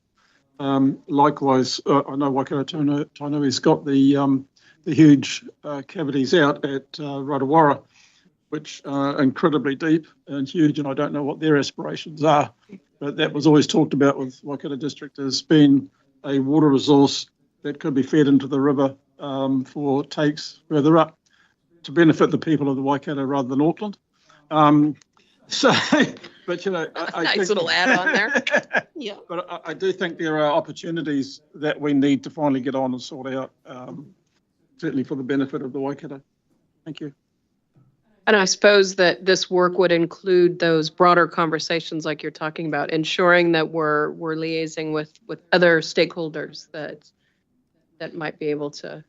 Yeah, I think it's 2 years. The resources available, I think, will realistically restrict. We won't be able to talk to everyone or engage all the people with an interest in water. It'll probably have to focus on some key stakeholders. And that bothers me, Madam Chair. Unless we're going to do it properly, do everybody. Why are we doing it? What's the point of doing it? If we're going to use the word half-assed, if I'm allowed to say that, let's do it properly.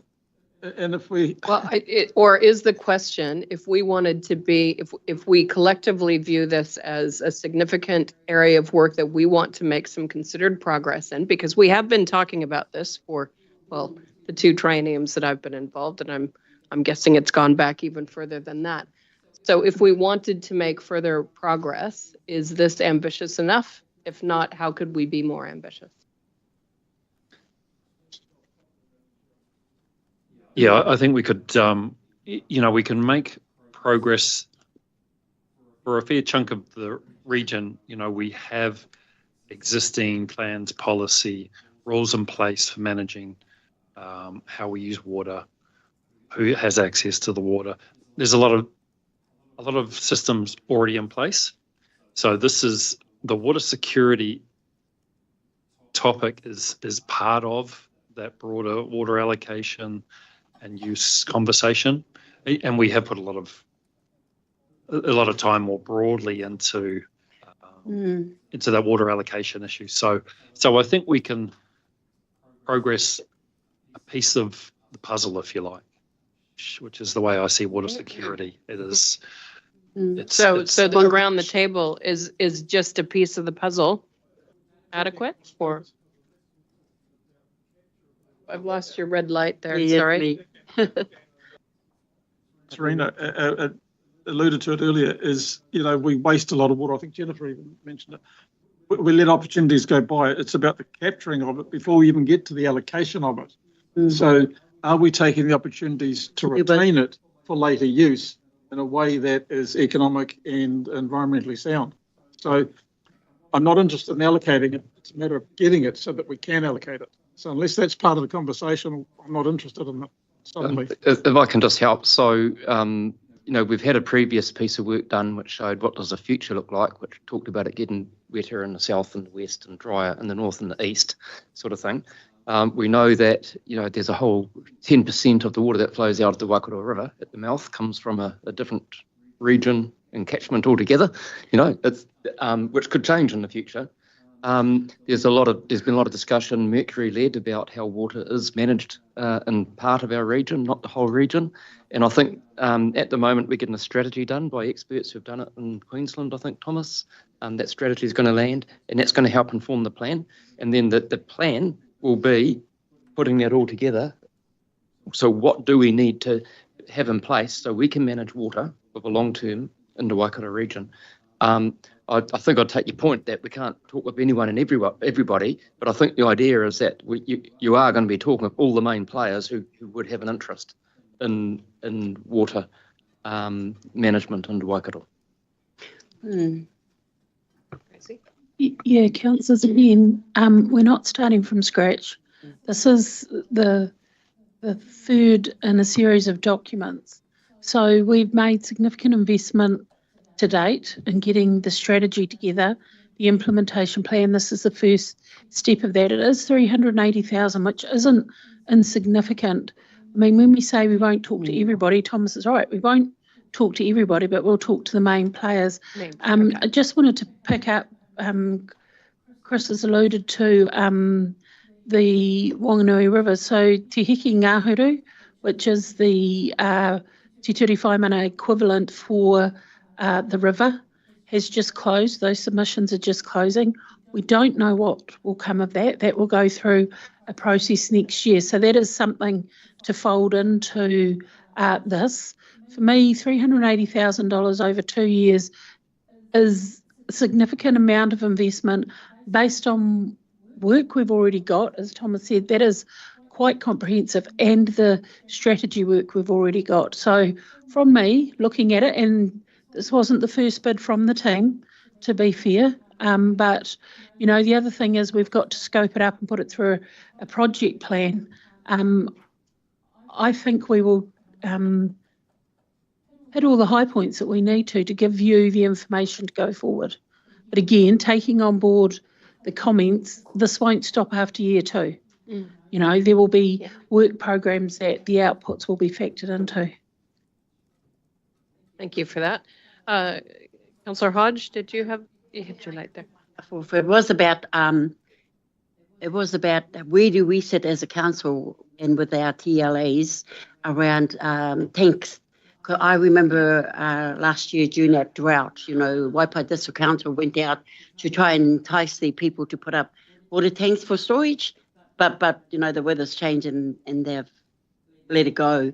But with the population growing and Waikato River having a very limited amount of water level now, no matter what they let out of Taupō, where can we sit as a council to ensure that our TLAs are looking at their new builds with storage tanks being attached to their houses somehow, even if it's only for, washing their cars, stuff like that. Through you, Madam Chair, we already have provisions in our regional policy statement, which was operative in 2016, asking our TLAs to implement these measures. We submit on each district plan, and we haven't had uptake from our TLAs on that because generally the times we submit on district plans, there's an abundance of water in the system. So it is something that we will look at as part of our freshwater policy review whether we need tighter measures. We also know that politically putting in water meters is a tough decision, and we've come up against that previously as well. We did a Let's Talk Water campaign in 2016, I think, which actually had some good information in there. As soon as you meter water, people's ability to use it and their behaviours change pretty quickly. So we have the tools, they're not taken up. It's something we need to look at. The allocation of water then, how often do we actually look at municipal outtake of allocation of water? Maybe in that review is where we might consider saying it's time for you guys to look at another picture instead of us always giving them that higher, because in Waikato, the majority of it comes down to that river, out of that Waikato River. If we don't do something soon, there won't be any water left in that bloody river. So, hey, that's what I'm talking about, eh? Gauntlet laid there. They all know that might be.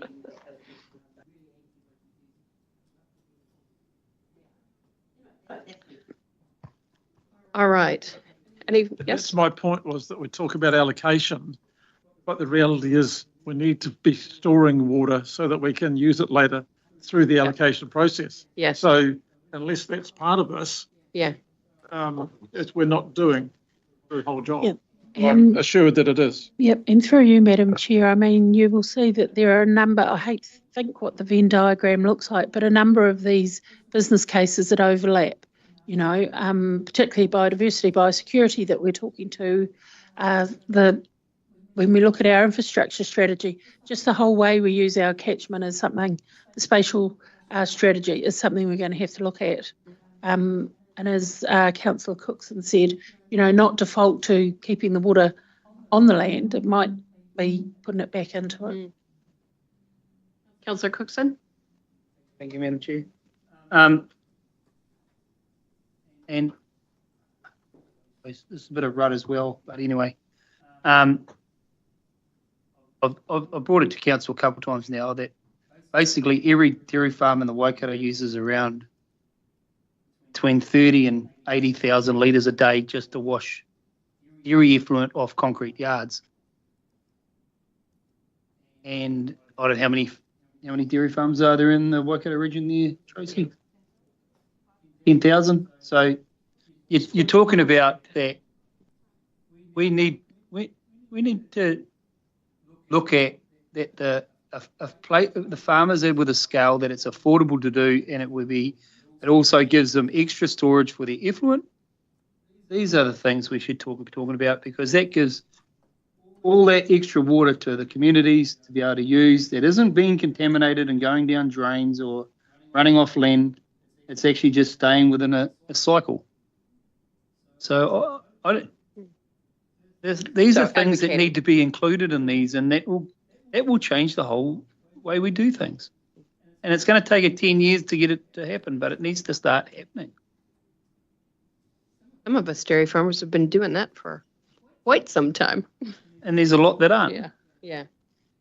So we need to you look at, like you say, in terms of I'm looking for Brent.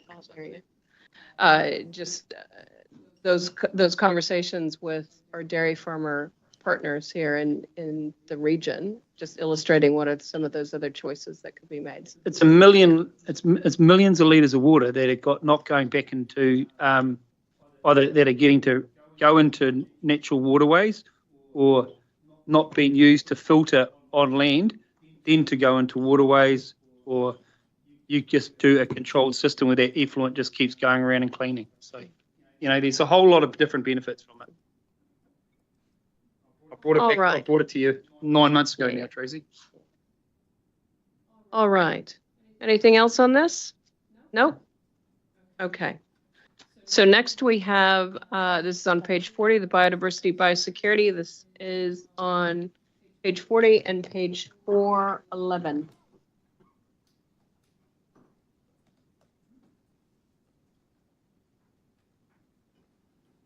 And Madam Chair, I will pass over to Greg for this one and just lurk about on the fringe. Fringe, Tracy. Thank you, Madam Chair. Good afternoon, councillors. And yeah, so for this particular business case, I'm joined by Patrick Whaley as well. And I think Michelle was online a minute ago. I'm not sure if she's still there. Just looking at the list. Can't see her, but both Patrick and Michelle have been at the forefront of preparing the business case that you see before you today. So we have a business case that straddles both the biodiversity and the biosecurity activities. And it is a basic case that has been presented to you today and recommended as far as the budgeting goes. The biosecurity aspect of the case includes a number of elements where we have existing partnership agreements in place and a need for us to continue to build those and meet our responsibilities with our partners. And a great example of that is in the marine biosecurity space, where we are working on the Clean Hull Plan with the top of the North Councils. There are several other areas where we need to maintain the gains that we have made over the years, with our partners in biosecurity. And examples of those include the Coyote Protection Program in Walding Pines. And likewise, there are some areas that we need to do more. And a great example is in the plant pest area, where we know more about one of our more prolific plant pests being alligator weed, and the need to invest a great deal more. A more detailed breakdown of this business case is provided for you in page 429 of the document that you have, and you'll appreciate that there are a number of different elements to this particular business case. On the biodiversity front, there are a couple of areas of focus. One is around the Natural Heritage Partnership Program, and so that's been a topic of. Oh, yeah, sorry, I was referring to later on. Yep, so the business case starts at 411, but there is a colourful breakdown of the business case from 429 onwards. From the Natural Heritage Partnership Program, I guess this has been a subject of quite a range of discussions in recent months. A lot of acknowledgement that the fund is struggling to keep pace with the demand that we see out in the community. We already see that by the oversubscription to the various funds under this umbrella. But in saying that, the recent review also identified a need to consider how we actually use that fund to best effect, identifying areas such as collective impact. And so you'll see a comment in the report here noting that staff, in parallel to this process, are working on a review to the current policy that underpins how we use the Natural Heritage Partnership Program, and we'll be expecting that to bring that back to council in due course. In the meantime, fundamentally, we do have a shortage as far as the demand that's out there in the community, and we are only expecting to see that get worse as other areas of funding that community groups have benefited from over the last few years start to go offline.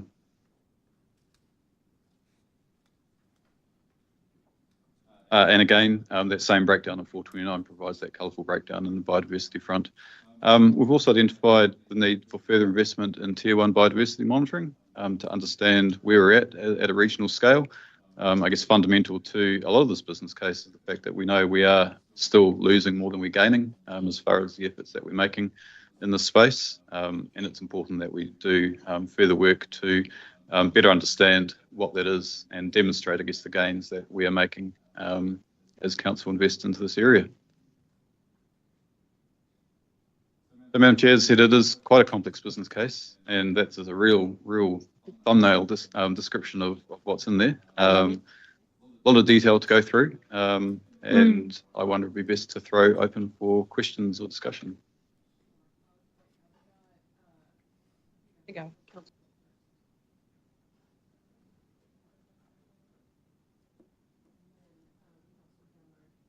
Councillor Nicol. Thanks. Hi, Greg. Always losing more than we're gaining. If to say we see a basic, a better, and I was looking for that next one. I really was, because how much longer do we just lose the stuff that we can't get back? And I'm really worried about biosecurity in particular. With those new things coming in. I don't understand, and this is my question, but I have other things later, why in this budget we put the basic in when the preferred option is the better, because it really confused me the preferred option is always the one that is put into that proposed budget, from what I could tell. It just didn't allow that same kind of scrutiny, if you know what I mean. Yeah. Sure. Sorry for the confusion. So the recommended option is the basic option that's been put forward, and that's why it's been included in the budgeting. And I guess that's been put together through taking a look at the program really toughly, and actually having a look at what are our priorities, what are the alternatives that we can use to try and achieve the same outcomes. Are there opportunities to potentially change the scope or change the pace of our investment, but ultimately an attempt to move in that direction that's desired, whilst also acknowledging the fact that there is a big investment that's been called for in this business case. Okay. So looking to provide that balance against outcomes. I understand. It's just in the executive summary under economic case, quite far down it says we present 3 options. While the preferred option is the better option, as it will meet the needs of the critical success elements above, only the basic option has been budgeted for. It should be noted the better option has a mix of improved business as usual as well as some new projects. So which one is correct, the document or what you just said? What I've just said. Okay, so the preferred option is the basic option. Okay. Just gets me more grumpy. Maybe somebody else wants to talk. So the preferred option from staff is the basic one, not the better. Can I just understand that? Why basic and not better? Was it mainly affordability, or were there other things that? It was. So there was a number of areas of investment that were called for. We had to assess that and make a call into finding the right balance, I suppose, between demand and cost. And we feel that we've landed in a good space with what's put forward here. Councillors, I think that when considering the overall LTP budgets and the number of staff requests into the organisation, there's probably, as an executive, we're quite tough on a lot of the business cases, and I think that we've probably contributed to the basic option. I think that we've had the assurances that it will step us in the right direction, but it's all a scale at how quickly we go in that direction. So it's probably that, as I said right at the start, that balance, this has been caught by one of those balances between affordability and moving forward.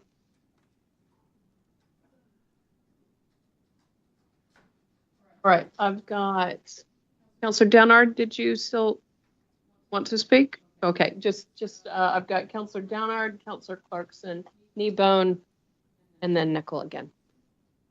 Thanks, Greg, and the team. Obviously, through the workshops, biosecurity was a high priority with most councillors. So my only question is there's a lot of crossover between central agencies and ourselves. How much do we take on more at an extra cost to us? And when's that call made? For example, the clams, MPI were a bit slow. Did that create extra cost for us, or is it through DOC and the Wallaby and stuff like that? So how much do we have a pushback on these central agencies, or they push on us to take on more?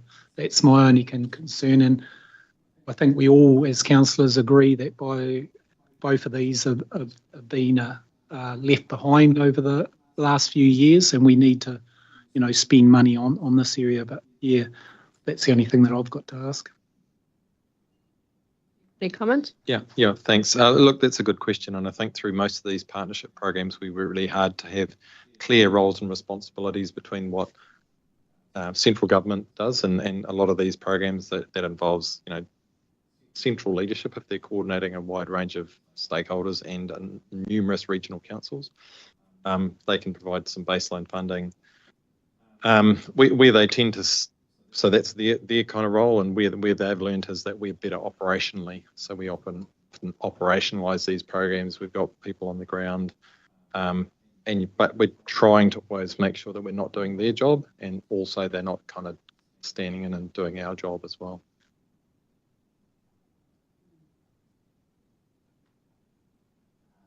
Councillor Clarkson.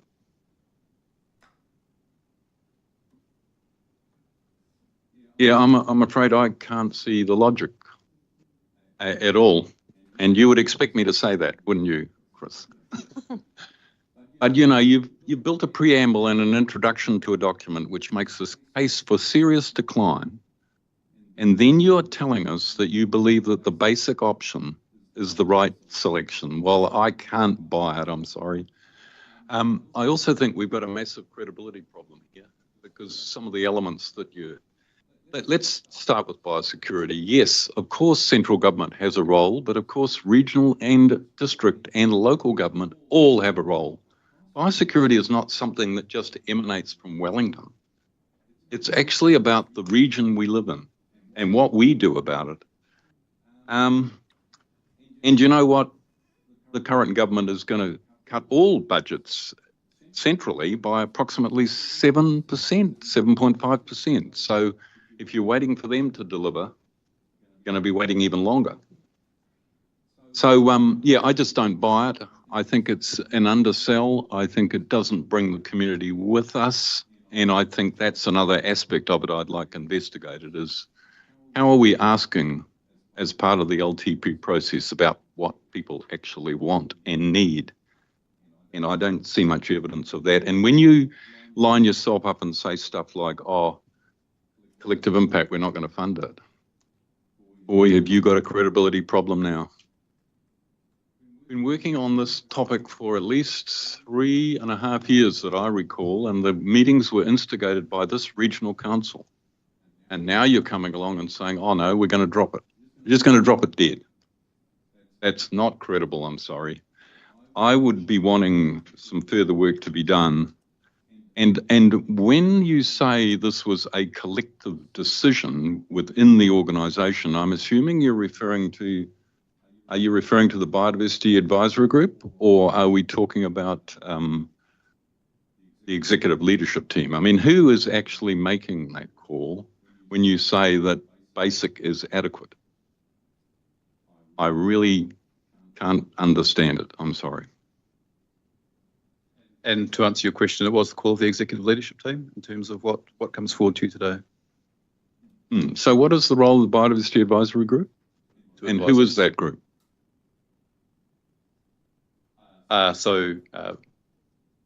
Patrick leads that group, and that group is there to advise us and myself in terms of what they're seeing in the biodiversity and biosecurity space and where the opportunities lie for doing things differently. Just to get a point of clarification, just on the collective impact. So if I look at the current investment, you've got the 22K for a model project as part of the collective impact project. And then under basic option, it says no change. Is it no change from that current? Correct, yes. So we're not dropping it. Correct. We're just holding the investment in it. So there's already a level effort going into the collective impact project through our existing resource. And under this recommended option, that would stay the same. Yeah, but the connection I wanted to make is in relation to the Natural Heritage Fund too. So that we know that's being reviewed, but we also know that it hasn't been increased for how many years? It's been static for a good number of years, and the overlay. The connection I want to draw there is between that fund and collective impact, because actually if you're not in a position to be directly influencing what you're wanting to achieve regionally, and you're not prepared to increase the fund, even though it's been static for that long, you're essentially losing not just the biodiversity, but the collective impact. That's the point I'm making.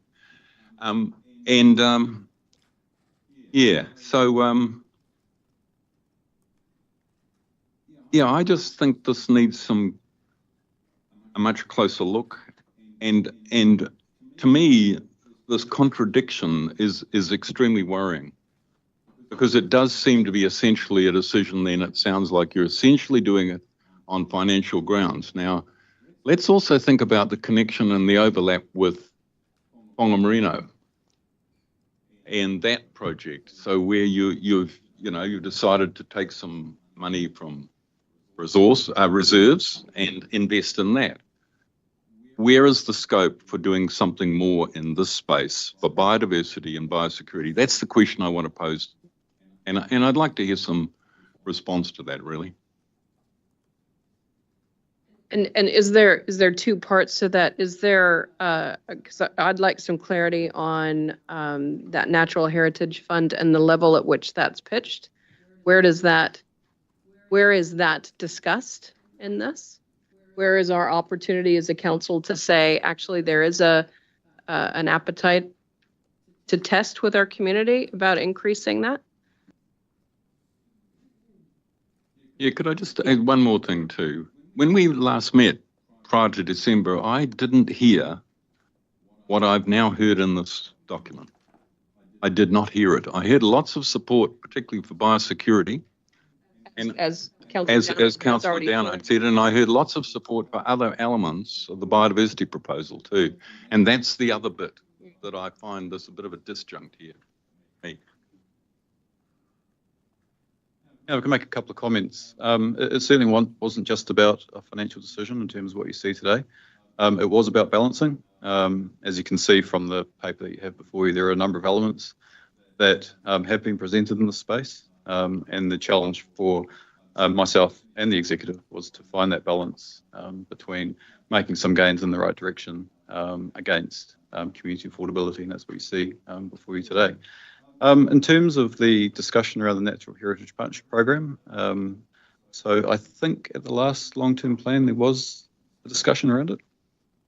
Yeah, so it was positive, and there was a consultation topic, and it was positively received. So I guess if Council was seeking a broader community discussion on this matter, then that is an avenue that Council may wish to take, because it is certainly an area that's of quite broad community interest. In terms of the use of the prior surplus, I mean, I know that Janine has spoken previously about the kind of tests that are necessary to consider whether that's an appropriate use or not, around the source of that funding, whether it's a short-term or long-term commitment, that kind of thing. So if we, okay, so... Yeah, so what you've got today is a lot of permanent increases to the baseline budget, as opposed to necessarily the short-term initiatives, I suppose. And if in the last LTP, there was community appetite for an increase in the natural heritage fund program. Yeah. That targeted rate, or I'm not sure if I'm getting my words right, but you know what I'm talking about. So if we've gauged last 3 years ago that there was community appetite for that, how would we progress making a change there in this LTP? So at the moment there is an increase included in what's put forward to you today. The question becomes timing and scale. So that's within this. Correct. Yeah. That's within this business case. Yes, and presented to you in terms of the recommended budget. Would be helpful to get Janine to comment. Yeah, can you just help focus my eyes on where that's in here? Because I'm just trying to test around the table and get you thinking about if there was a desire for a change there. Let's just make sure we're focused on it and that it's aligned with the appetite.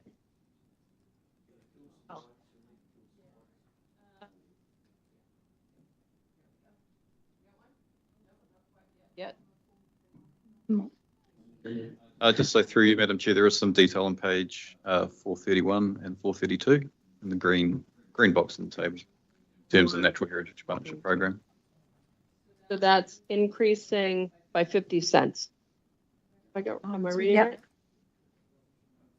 So through you, Madam Chair, just to clarify that the consultation that we undertook through the last long-term plan was in relation to the 2021 version of this business case, but it was around a discussion of Council at that time had landed on starting the new investment for this in year 2. The consultation was, should we start that sooner in year 1? Right. Now, the feedback from the community was, yes, start it sooner. Council still stuck with its decision of starting the investment in year 2. So that wasn't specifically, I guess, around the Natural Heritage Partnership Program. It was around the business case as a whole. As Greg has probably just highlighted, when I look at the consolidated financial statement, so the natural heritage rate is projected to go up by about $200,000 a year each year for the first 5 years of the LTP. So that's probably about the equivalent of $1 per household in the region. I think one of the other things, and probably where some of the conversation was at pre-Christmas, was the report references the Natural Heritage Partnership Program policy review. That work, so the review had been discussed with Council, and it was acknowledged that there was a need to revise that policy to support additional investment into that space. And we needed some different framing to actually support that additional expenditure. So I think there is still a dependency on having completed that work and getting that through Council to underpin the increased investment that is being sought, particularly around that Natural Heritage Partnership Program. So you're saying that still has to come before Council? Yeah, and I think the commitment is that that comes before Council before you're actually making a final decision on your LTP. Okay. I'm just looking around, making sure everybody's on board and okay. All right, thank you. So I've got Councillor Kneebone, Councillor Nicol, Councillor Dunbar-Smith, Councillor Smith, and Councillor Cookson. Stu. Thanks, Chair. So firstly, Greg and Chris, and ELT, look, I acknowledge the tightrope you've been trying to walk, but I'm really struggling, to be honest, even with the better option here, I mean, we've been bagging the hell out of MPI and for good reason, because they haven't been delivering. Now they're there for primary response, for want of a better word, can't remember the proper term. People view us as the prime agency that manages this stuff, and I just don't think we're delivering. And so I've got a whole bunch of different questions, but the first one, Greg, is why has Natural Heritage Review not been completed yet? Because that was signalled quite a few years ago, I mean, I think it was nearly 2 years ago we sat there and had to send a whole bunch of. We actually ended up in a situation where we had more good applications that met the criteria than we had money, and we kind of played this eeny, meeny, miny, mo thing to decide who should get the money, And I'm not feeling that we're in any better position now. And you also said, the review will be done in due course. I'm feeling a bit like I don't know when that is. Yeah. So yeah, two answers. So the review of the policy was hinging off the wider review that was presented to Council late last year. And so that work has got underway, is underway now, anticipating to bring that back to Council in April this year. And so that will work well in terms of the timing with final LTP decisions. I mean, to be honest, I think Janine mentioned $1 increase per household. That when you think at how much money we've put into supporting the likes of the Lake Taupo cleanup and that sort of thing, and how much terrestrial biodiversity we've got that it's risk, I mean, people don't even pick that up out of the dollar out of the gutter anymore, So I think we need to think really seriously about that. And the whole thing with collective impact, I'll just endorse what Bruce said. I think we invited people to join this process, and it was a really good one, and we got heaps of good buy-in, and now we're saying, we're not going to do anything. Well, we're the ones that are going to wear that. Department of Conservation, we bag them all the time for not doing their job properly, but we're running out of cred to be able to do that. From biosecurity perspective, every RPMP review that I've sat on, 2 or 3, I've lost count now, we've kind of ended up saying, hey, this weed's no longer as important as it used to be because another more pain in the ass. It's now everywhere and we can't do anything about it. Tip it off the blooming end, and then you can guarantee within a couple of years a constituent rings up and says, your weed inspectors told me they've got no more power to do anything about that one because why'd you guys tip that off, Yeah. And there's a limit to how often we can keep doing that, and I just think that trying to be as as constrained as we are with rate increases for this part of our business is really false economy, eh? I really do, eh? And the community are gonna quite rightly really kick us for it, eh? Can I just reinforce just your comment on collective impact that we do have a level of effort that goes into that program at the moment. We have a small amount of operational budget and that won't be changing. There is also an opportunity to use the funding in the NHPP that we have for to further that work as well. But with respect though, Greg, I think you said 20 grand or something.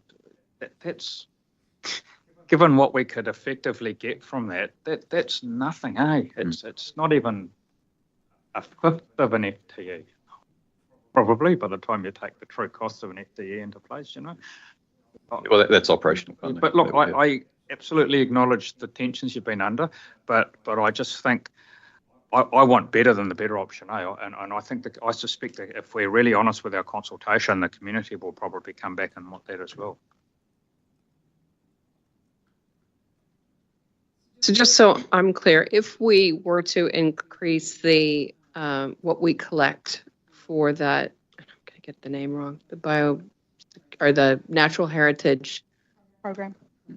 partnership program, if we were to increase that, is it limited what we can apply those funds to, or can we say, or if we increase that, is there opportunity for us to say that actually we feel that monitoring is a significant area we would like to see, we think we could make some, better impacts in, we could apply that to that, or is that fund just strictly for when we partner with externals to do things like pest management or something like that? Yeah. Just want to make sure.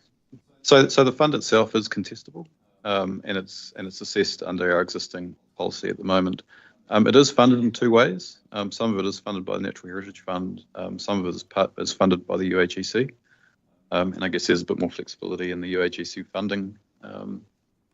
But I know Janine might have a better answer than I could provide. Can we just check that, Janine? Because we've got a targeted rate that we collect for natural heritage.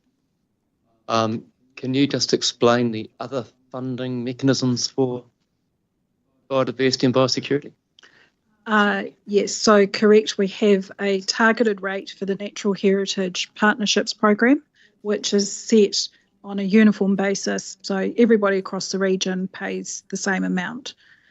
In addition to that, the biodiversity program is funded through the UAGC, which is on, everybody pays the same amount across the region. So those two rates, while separate, from a ratepayer impact, are exactly the same. So everyone's paying on a per household basis. But the fact that the Natural Heritage Partnership Program is a targeted rate, we manage it as such. And so we can carry over funding on a year-to-year basis. If the fund's been under-allocated in 1 year, we can take more applications in the following year. The biosecurity program is through a targeted rate on the capital value of all properties in the region. Okay, I just think it's really important for councillors to understand, because if we want to see increased activity in a particular area, we need to be clear how it is we're funding that, and I want councillors to be very clear on that. So we've got the three different areas. We've got the targeted rate for the Natural Heritage Partnership. We've got the UAGC is funding the biodiversity, and a targeted rate for biosecurity. Okay, so if there was appetite to increase, say, our monitoring, then that would be the biosecurity bit that comes from the targeted. I don't know. Okay. I'm just trying to get really clear on, so that councillors can understand what decisions they're impacting here. I think you're hearing a call that, well, I don't know. I mean, I haven't heard from everybody, but. Through you, Madam Chair, just to note that the monitoring aspect is funded through the general rate, through our science program.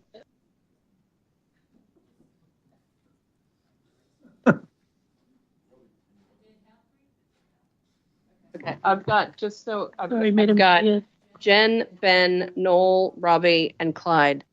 Madam Chair, just to clarify, so anything that's related to science, environmental monitoring, policy to do with biodiversity, excluding RPMP, things like that, that comes through the general rate for the SPI Directorate. So the work that we do in conjunction and partnership with Patrick, and most ratepayers don't care what directorate you're in, but that is funded through the general rate. So when you're talking about monitoring, if that is responsibilities that Ed's monitoring team would take on, that would be funded by the general rate. And some fees and charges if we were getting technical. All right.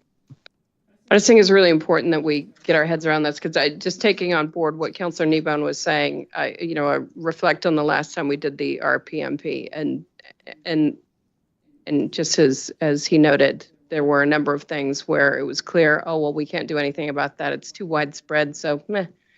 And that I remember with the panelists, there was not a lot of appetite for that type of scenario to continue.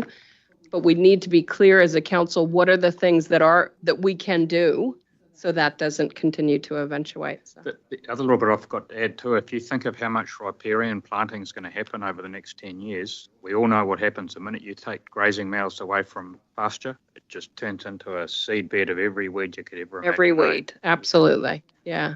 That's what's going to be happening, eh? Yeah. All right. Okay, so I don't know if everybody's got it. I am certain that I don't have it. So anything we can be doing to help ensure the picture is clear for us when it comes to making this decision, that would be really helpful. All right, I've got Councillor Nicol. Jen.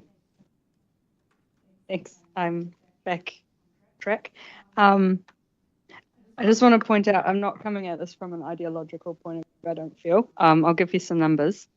Just as an example, the Wilding Pines piece that we are proposing to do less than enough on had in their feedback, and it was in the news recently, independent economic analysis estimates an overall benefit cost ratio of between 20-1 and 34-1 for every dollar invested in controlling wilding infestations and preventing the spread. That's pretty good stuff. In some of our text, we say economic development will be undermined by environmental degradation. That's taken straight out of the non-financial assumptions we'd had before. And then thirdly, I had found in my extensive reading on page 434 that almost all projects funded through the Natural Heritage Partnership Program leverage other sources of funding and or volunteers who provide in-kind support. The estimated return on investment for EIF is around 400%. This means overall EIF recipients were funded 20% of their total project costs by WRC, meaning WRC's investment was able to leverage a further 80% of funding. The Natural Heritage Fund, the larger fund, has similar figures with a return of investment of 307%, with recipients also able to leverage a further 75% of funding. It's one of, and I thank you for those numbers because I've been waiting for them. Wow, it's the first time I've seen them in 4 years. But this is a part where we do get leverage that we often talk about trying to get more of. So to me, boosting something like the Natural Heritage Partnership Program targeted rate seems like an obvious way to get more impact. I think we should ask the community how much they're willing to pay. I had a look before in the Reserve Bank inflation calculator, first time I've ever used that in my life. I'm sure it's not the first for others, but in 2005, $5.80 would now be, if we had inflation applied to it, $9.14. So I think if we went out to the community and said, would you be willing to get this back up to where it once was? Would you like to do a bit more even, like $15 or something, or $12, whatever it might be? I'm sure you could work it out based on the oversubscription of the fund, of what would be sensible.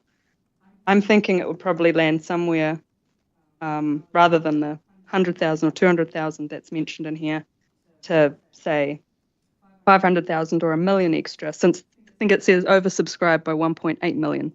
Not all of those are going to be quality projects, but I'm sure your team does know.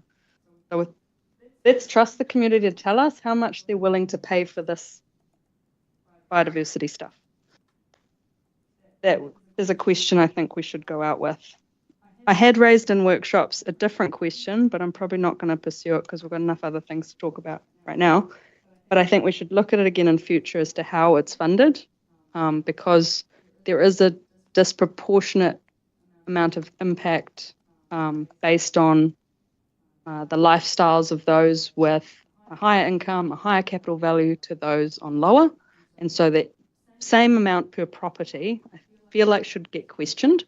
But like I said, let's leave it. I just want to put on record that I've raised it. And I do wonder with that operating surplus that we have, whether there is another short-term project in there somewhere to have a look at this MPI giving us a hospital pass over and over again. And now we've got Kalupa, and now we've got the clams, and maybe something working with the regional sector, but solving this issue of just getting set up to fail and getting set up to basically have to ask our ratepayers for more money all the time because we didn't get the incursions early. Is there something we can do locally on the ground, funded by them or for them or with them, that kind of needs sorting? We all know that. So I want to put that forward just as a suggestion because it keeps coming up. And when you've got other articles coming out like, was it Chilean needlegrass, 1 billion threat to our economy type of stuff, it just seems like this whole category is the cost of not doing things doesn't get mentioned nearly enough. There's a lot of costs we're trying to keep down doing things, but it's just going to get more expensive otherwise. So, and you don't know what you got till it's gone. Yeah, so a question on how much they'd be willing to pay for Natural Heritage Program, thanks to the great returns on investment, and a question on biosecurity would be really good, I think, because we're talking about it out there. People know these incursions are coming in. Do they want us to do better? I bet you the response would be yes. But we just need a guide as council of how much more the community is willing to tolerate at this point in time. And I'm happy to trust them to tell us that. Ben. Madam Chair. I think the EMT have done a good job here and they've been getting undue criticism because we're acting as though nothing is being proposed. We're actually looking at 1.5 million by year 3 and 6 extra staff. So it's not like nothing is happening at all. If we go back to the very beginning of this document, asking about how people's income were, 32% of households says they don't have enough income or only just enough. This is the area that we're living in. And I think if you're going to look at the better option here, it's a difference between 16 million and 39 million. It's at least a 1% rate increase additional. So by all means, go ahead and ask people, do they want to pay another 1% on their rates? And it goes from 6.8 to 7.8. I don't think you'll get that answer. I think there is a mechanism here. It's not as though we're not doing anything. In fact, when we look at the Natural Heritage Fund, it is increasing year on year. Perhaps that wasn't easily understood. Biodiversity's got extra staff. We're doing work on Kauri protection. We're doing work on limited wilding pines. So I'm saying go and ask the people if they want it, but we need to explain to them it's another 1% on the rates.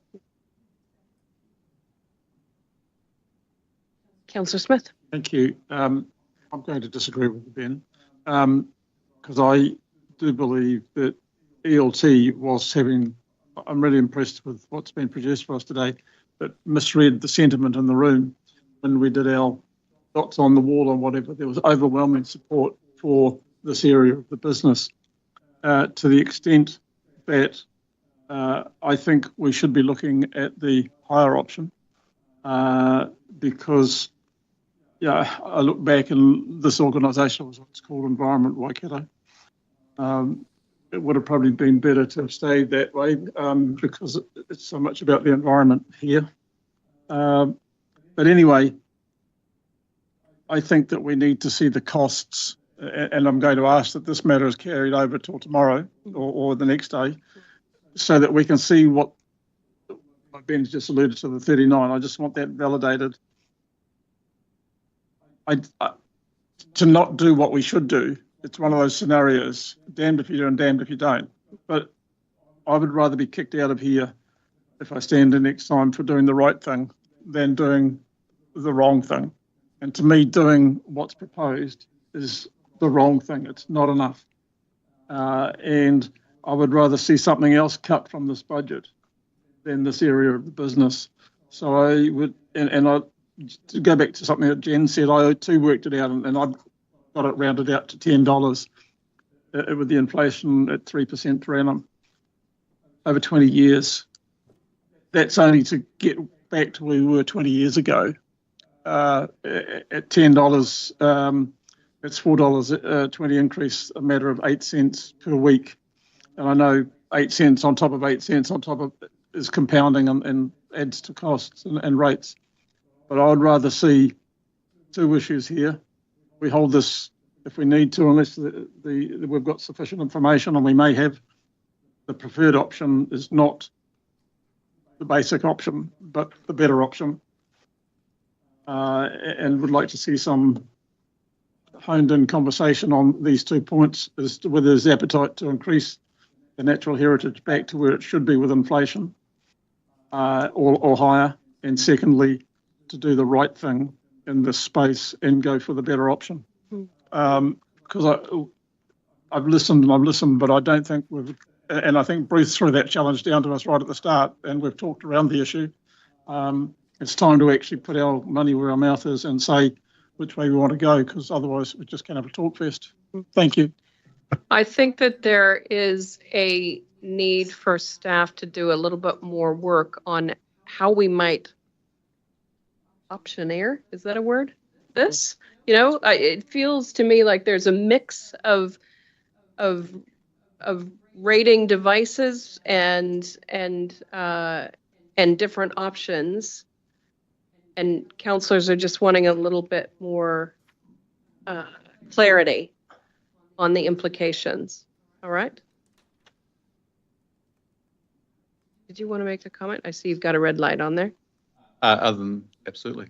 Yeah. Yes, we do have those figures to hand. So. All right. Okay. I've got Councillor Cookson. Thank you, Madam Chair. I have some sympathy for what Noel was saying, but for myself, then the Heritage Fund, I think, should be broken up into catchments, and whatever you're paying in that catchment, you should get to keep that. That should be able to be used in your catchment, because otherwise we just feel like the poor cousin over there in the Waihau again, and the catchment will go to whoever gets the greatest ideas, and our iwi and our catchment will be suffering again. So I think the way that fund works has to be totally pulled apart and reassessed, that the catchment money that is in there stays within the catchment, and then those in the catchment, if they want to have a higher targeted rate for it, they also can, because their money stays in their catchment. My opinion. Sorry, is that just a point of clarification for Councillor Cookson? Oh yeah, I've got Councillor Graff, Councillor Clarkson, Councillor Marr, and then I'll add you to the end, all right? Councillor Graff. Thanks. Sorry, were you done? Yeah, that's fine. If someone wants to reply back to it, I'm quite welcome to listen. So the currently built into the plan is the basic option, is that right? What difference will the better option, what impact will that have? Sorry, could you repeat your question?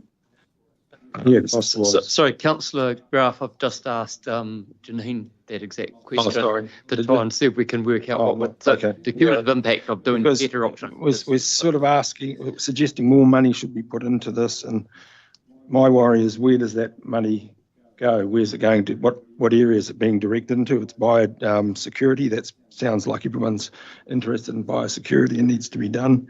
If it was biodiversity and monitoring, 10 years ago I asked for monitoring, and aerial operations and things like that, because they're going on big scale pest control operations, and it was claimed that it was a great success because it killed possums, but there was no monitoring on what impact it had on wildlife. And here we are 10 years later, and we're still seeing the same problem with the wildlife in decline.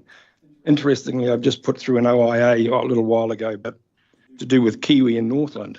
And of the birds tested, 50-odd birds tested for poison, 37% of them were positive for poison, 37% of kiwi. Now, kiwi are omnivorous. In an aerial operation, EPA just released its report for the last year's aerial operations, and 556 gulls were killed, back gulls on the west coast. It's non-target stuff that's getting killed, and I've been saying it for years, and we've still got no monitoring. There's no monitoring going on, just what the impacts are. But just to throw more money into the kitty, I worry about that, because I worry it's going to be used on more poison, aerial operations, which I don't support, and that doesn't matter. But the thing is, I think we have to be very clear where the money's going, where the interest is, and then we can all support it or not support it. But I think that's where I am on that. Thank you very much. Oh, I'd just like to add, while I'm at it, I'd like to see if we could have some policy around our pest control, because we're currently third world in the way we treat our wildlife, introduced species and humans. We drop that deadly poison directly into people's waterways, often not even informing that it's been done. And then we're using the same poison to kill introduced species. And it's inhumane, and I think it reflects badly on us if we want to talk about how we look to the world and to our communities. So thank you for listening. And if I might... Sorry, through you, Madam Chair, that I think your question in terms of the what, pages 429 to 32 probably give an indication of what's in that biosecurity part. I'm just thinking that in terms of where the discussion's going, and I'm just wondering if you're able to probably get some confirmation. What I'm hearing is there's at least some who would like to know what the impact of having the next status up of the preferred, of the better option, of what that would be and how that would fall from a rating sense. Yes. Is that possible to get that all done tonight, Janine? Probably the team over there that need to, I think for each of those work programs, work out the costing difference between what's in the business case and the better option. And then against each of those lines, we should be able to identify the funding source. So through you, Madam Chair, we already have that information together. So I guess just translating it into the different funding streams. Yeah, that would be great. It just allows us to tailor, I suppose, and make sure that we're adjusting the right things to get the outcomes that we collectively want. So. Okay. What do we got next? Councillor Clarkson. Yeah, I just wanted to clarify. Look, yes, Ben, I do understand that there's an increased investment. I absolutely understand that. But the concern that I raised initially really was around the rationale of what we were being presented with. We were being told that we needed the better. Then we were told we were going to get the basic. And then we were told actually the basic was probably something to do with the better. I mean, honestly, there was a complete lack of rationale. And the course of action being proposed by our chair and others has clarified a way to get to some midpoint possibly. But the point is, it needs to be rational. It needs to be done properly, and it needs to, surely you don't go from all better to all basic. I can't get that, you know. Surely there weren't some things in there that were in the better category that could have been held on to. This is the point, I think. That's what I'm keen for us to be able to. And that's what I would really like to see. Thank you. Yeah. So we need to make sure that we finish up early enough today to give time to staff to put some thinking around that. Yeah. Not yet. Not yet. Okay. But I'm just wondering. Okay, I've got Councillor Marr and Councillor Mahuta, but I'm just flagging for councillors that you hear what we're asking staff to do overnight, If your questions are in addition, then cool. But if the sooner we can move on, that'd be great.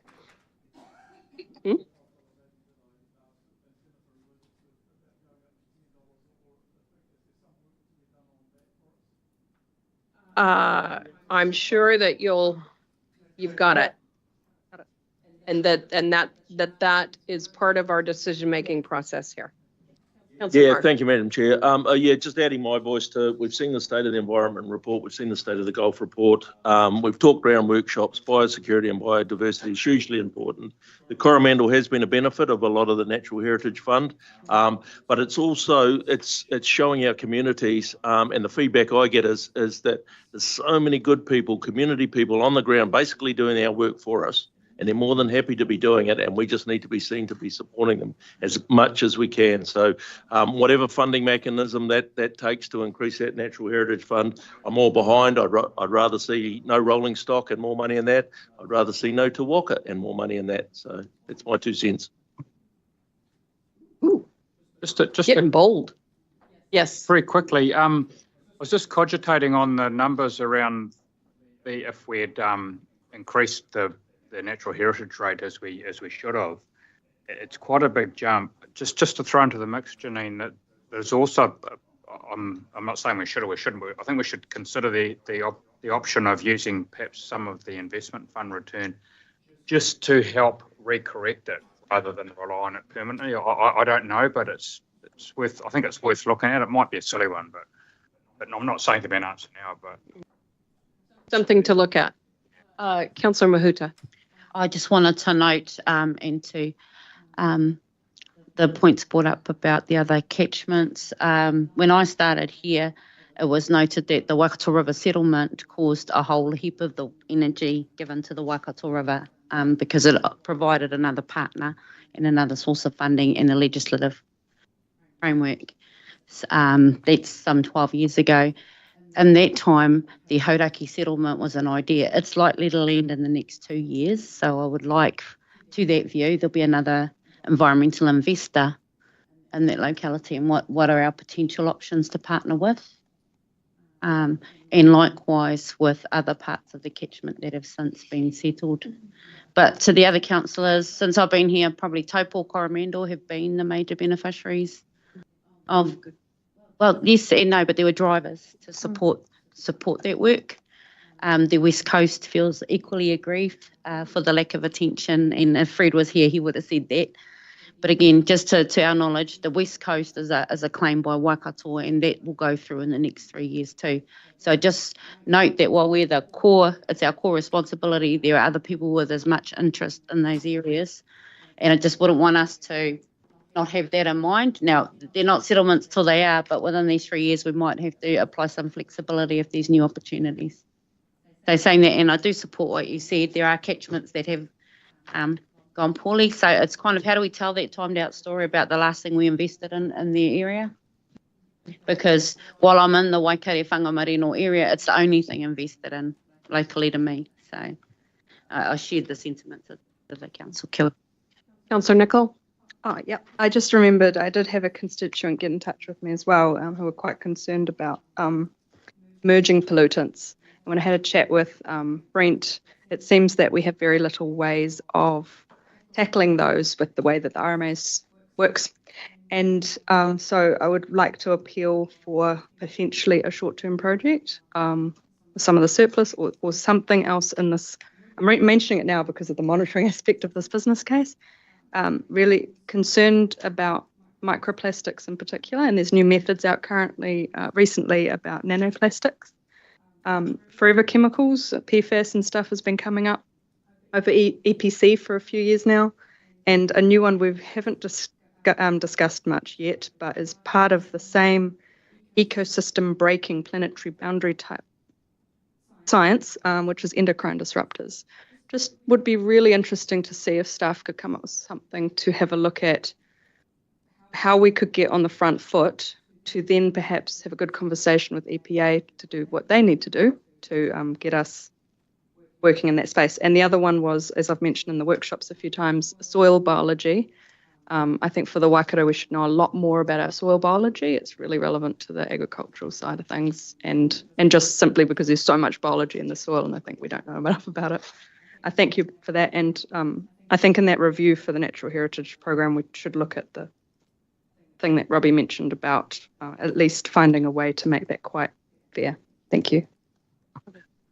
Oh, just on that one, Robbie, absolutely open to looking to better even up the distribution of the fund, but I think we should think very carefully about whether we go into catchment-based funding scenarios, because the problem is that areas that have the most weed and pest incursions or risks are not necessarily catchments that have high rating income. And then just finally, Hamilton City contributes the lion's share of our biosecurity rate. The lion's share of the spending happens outside of Hamilton because that's where all the challenges are, eh? And Hamilton City and City Antonians, whatever you want to call them, utilise a lot of those areas as well. So just need to be quite careful about how we go about that, eh? All right. Okay. Y'all have your overnight writing instructions? Yeah. Well, we're not making any decisions as we're going through. But yes, that we're asking for more information tomorrow. So we'll come back to it. Okay, just testing with the crowd because we've got about a quarter of an hour. Do we want to try one more? Yep. Oh, look at. Oh. Which do you think is least controversial? Well, I don't know. I was hoping to get through the next two, which were the coastal and marine strategic priority and the maritime services. Which one would you? I'm looking around the table. Which one would you like to try? Maritime services? Okay.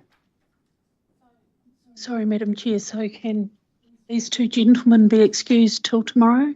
Yes. Because they are the other two business cases. Yes. All right. Okay. Thank you. We'll see you again tomorrow. All right. Do we have the maritime services people in the room? Is it just Brent? You don't have any comrades? You don't have any partners in crime? I've moved ahead to page 43. This is the increased capacity for maritime services.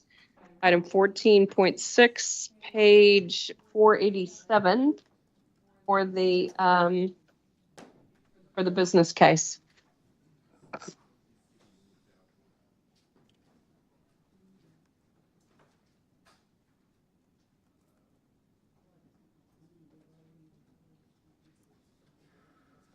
Now, that's why I'm hoping we'll finish quickly.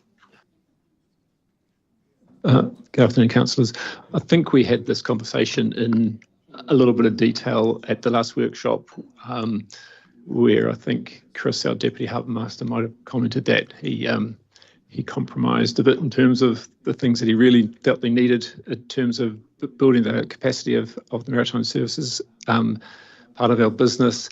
I know there was a few councillors that were interested in whether or not we'd gone far enough, and I think the response I gave was we recognise the fiscal position that we're in as a council, and so we're looking at a bit of a slow ramp. And so we've seen the business case is what we talked about before, not increasing to the additional 4 that the Hub Master was looking for, but having an additional 1 staff member next year, an additional 1 staff member the following year to be able to meet the growing demand of keeping people safe on our waterways, whilst being able to meet our health and safety obligations around being 2 upland vessels. We just hold our conversations around the sides of the table and just power through this, right? And then the capital side was just around the costs that councillors who are working in the marine space will know around boats and engines to be able to continue to be able to deliver the service. And so I'll stop there because there's nothing new here from what we had that detailed conversation at the workshop. All right. Health and safety. Yep. Councillor Dunbar-Smith. Yeah, I just had a question. It says here to meet the minimum crewing requirements. How have they been meeting them up till now if they've not been meeting the minimum? So, and sometimes we have volunteers, I think at times there have been one person on a boat or somebody else dragged into working on a boat to be able to do the maintenance work that we need to do. But we've been sailing close to the wind, Councillor, let's put it that way. And to make sure that our people are fully safe on all the activities on the water, we need to have 2 people on those vessels, and particularly when people are leaning over the side to do things like picking up navigation aids. And I think example that Councillor Maher might talk about from our boating friend who fell off his boat is a classic example around the needs for having 2 people on vessels. All right, Councillor Maher. Look, just adding to that, I saw a number of times in our harbour that we needed a harbour master out there to get round the boaties that are generally completely ignorant of the rules, etc., etc. Stu was on his own out of Hikawai there, so there was even the case there were boats harassing orcas up our harbour. I gave Stu a ring, he turned up, he didn't have a vessel available, ended up our club captain took him out in his boat, so certainly support this and would have supported 4. So it's something we've been underinvested in, and it's something we need to, it's an area of responsibility, and we all know maritime just has suffered recently. Cheers. Councillor Kneebone? Yeah, thanks, Brett. Look, really supportive, and look, acknowledging I read this particular one quite quickly because a bit of a no-brainer, but are we putting a bit of this resource into the lakes as well?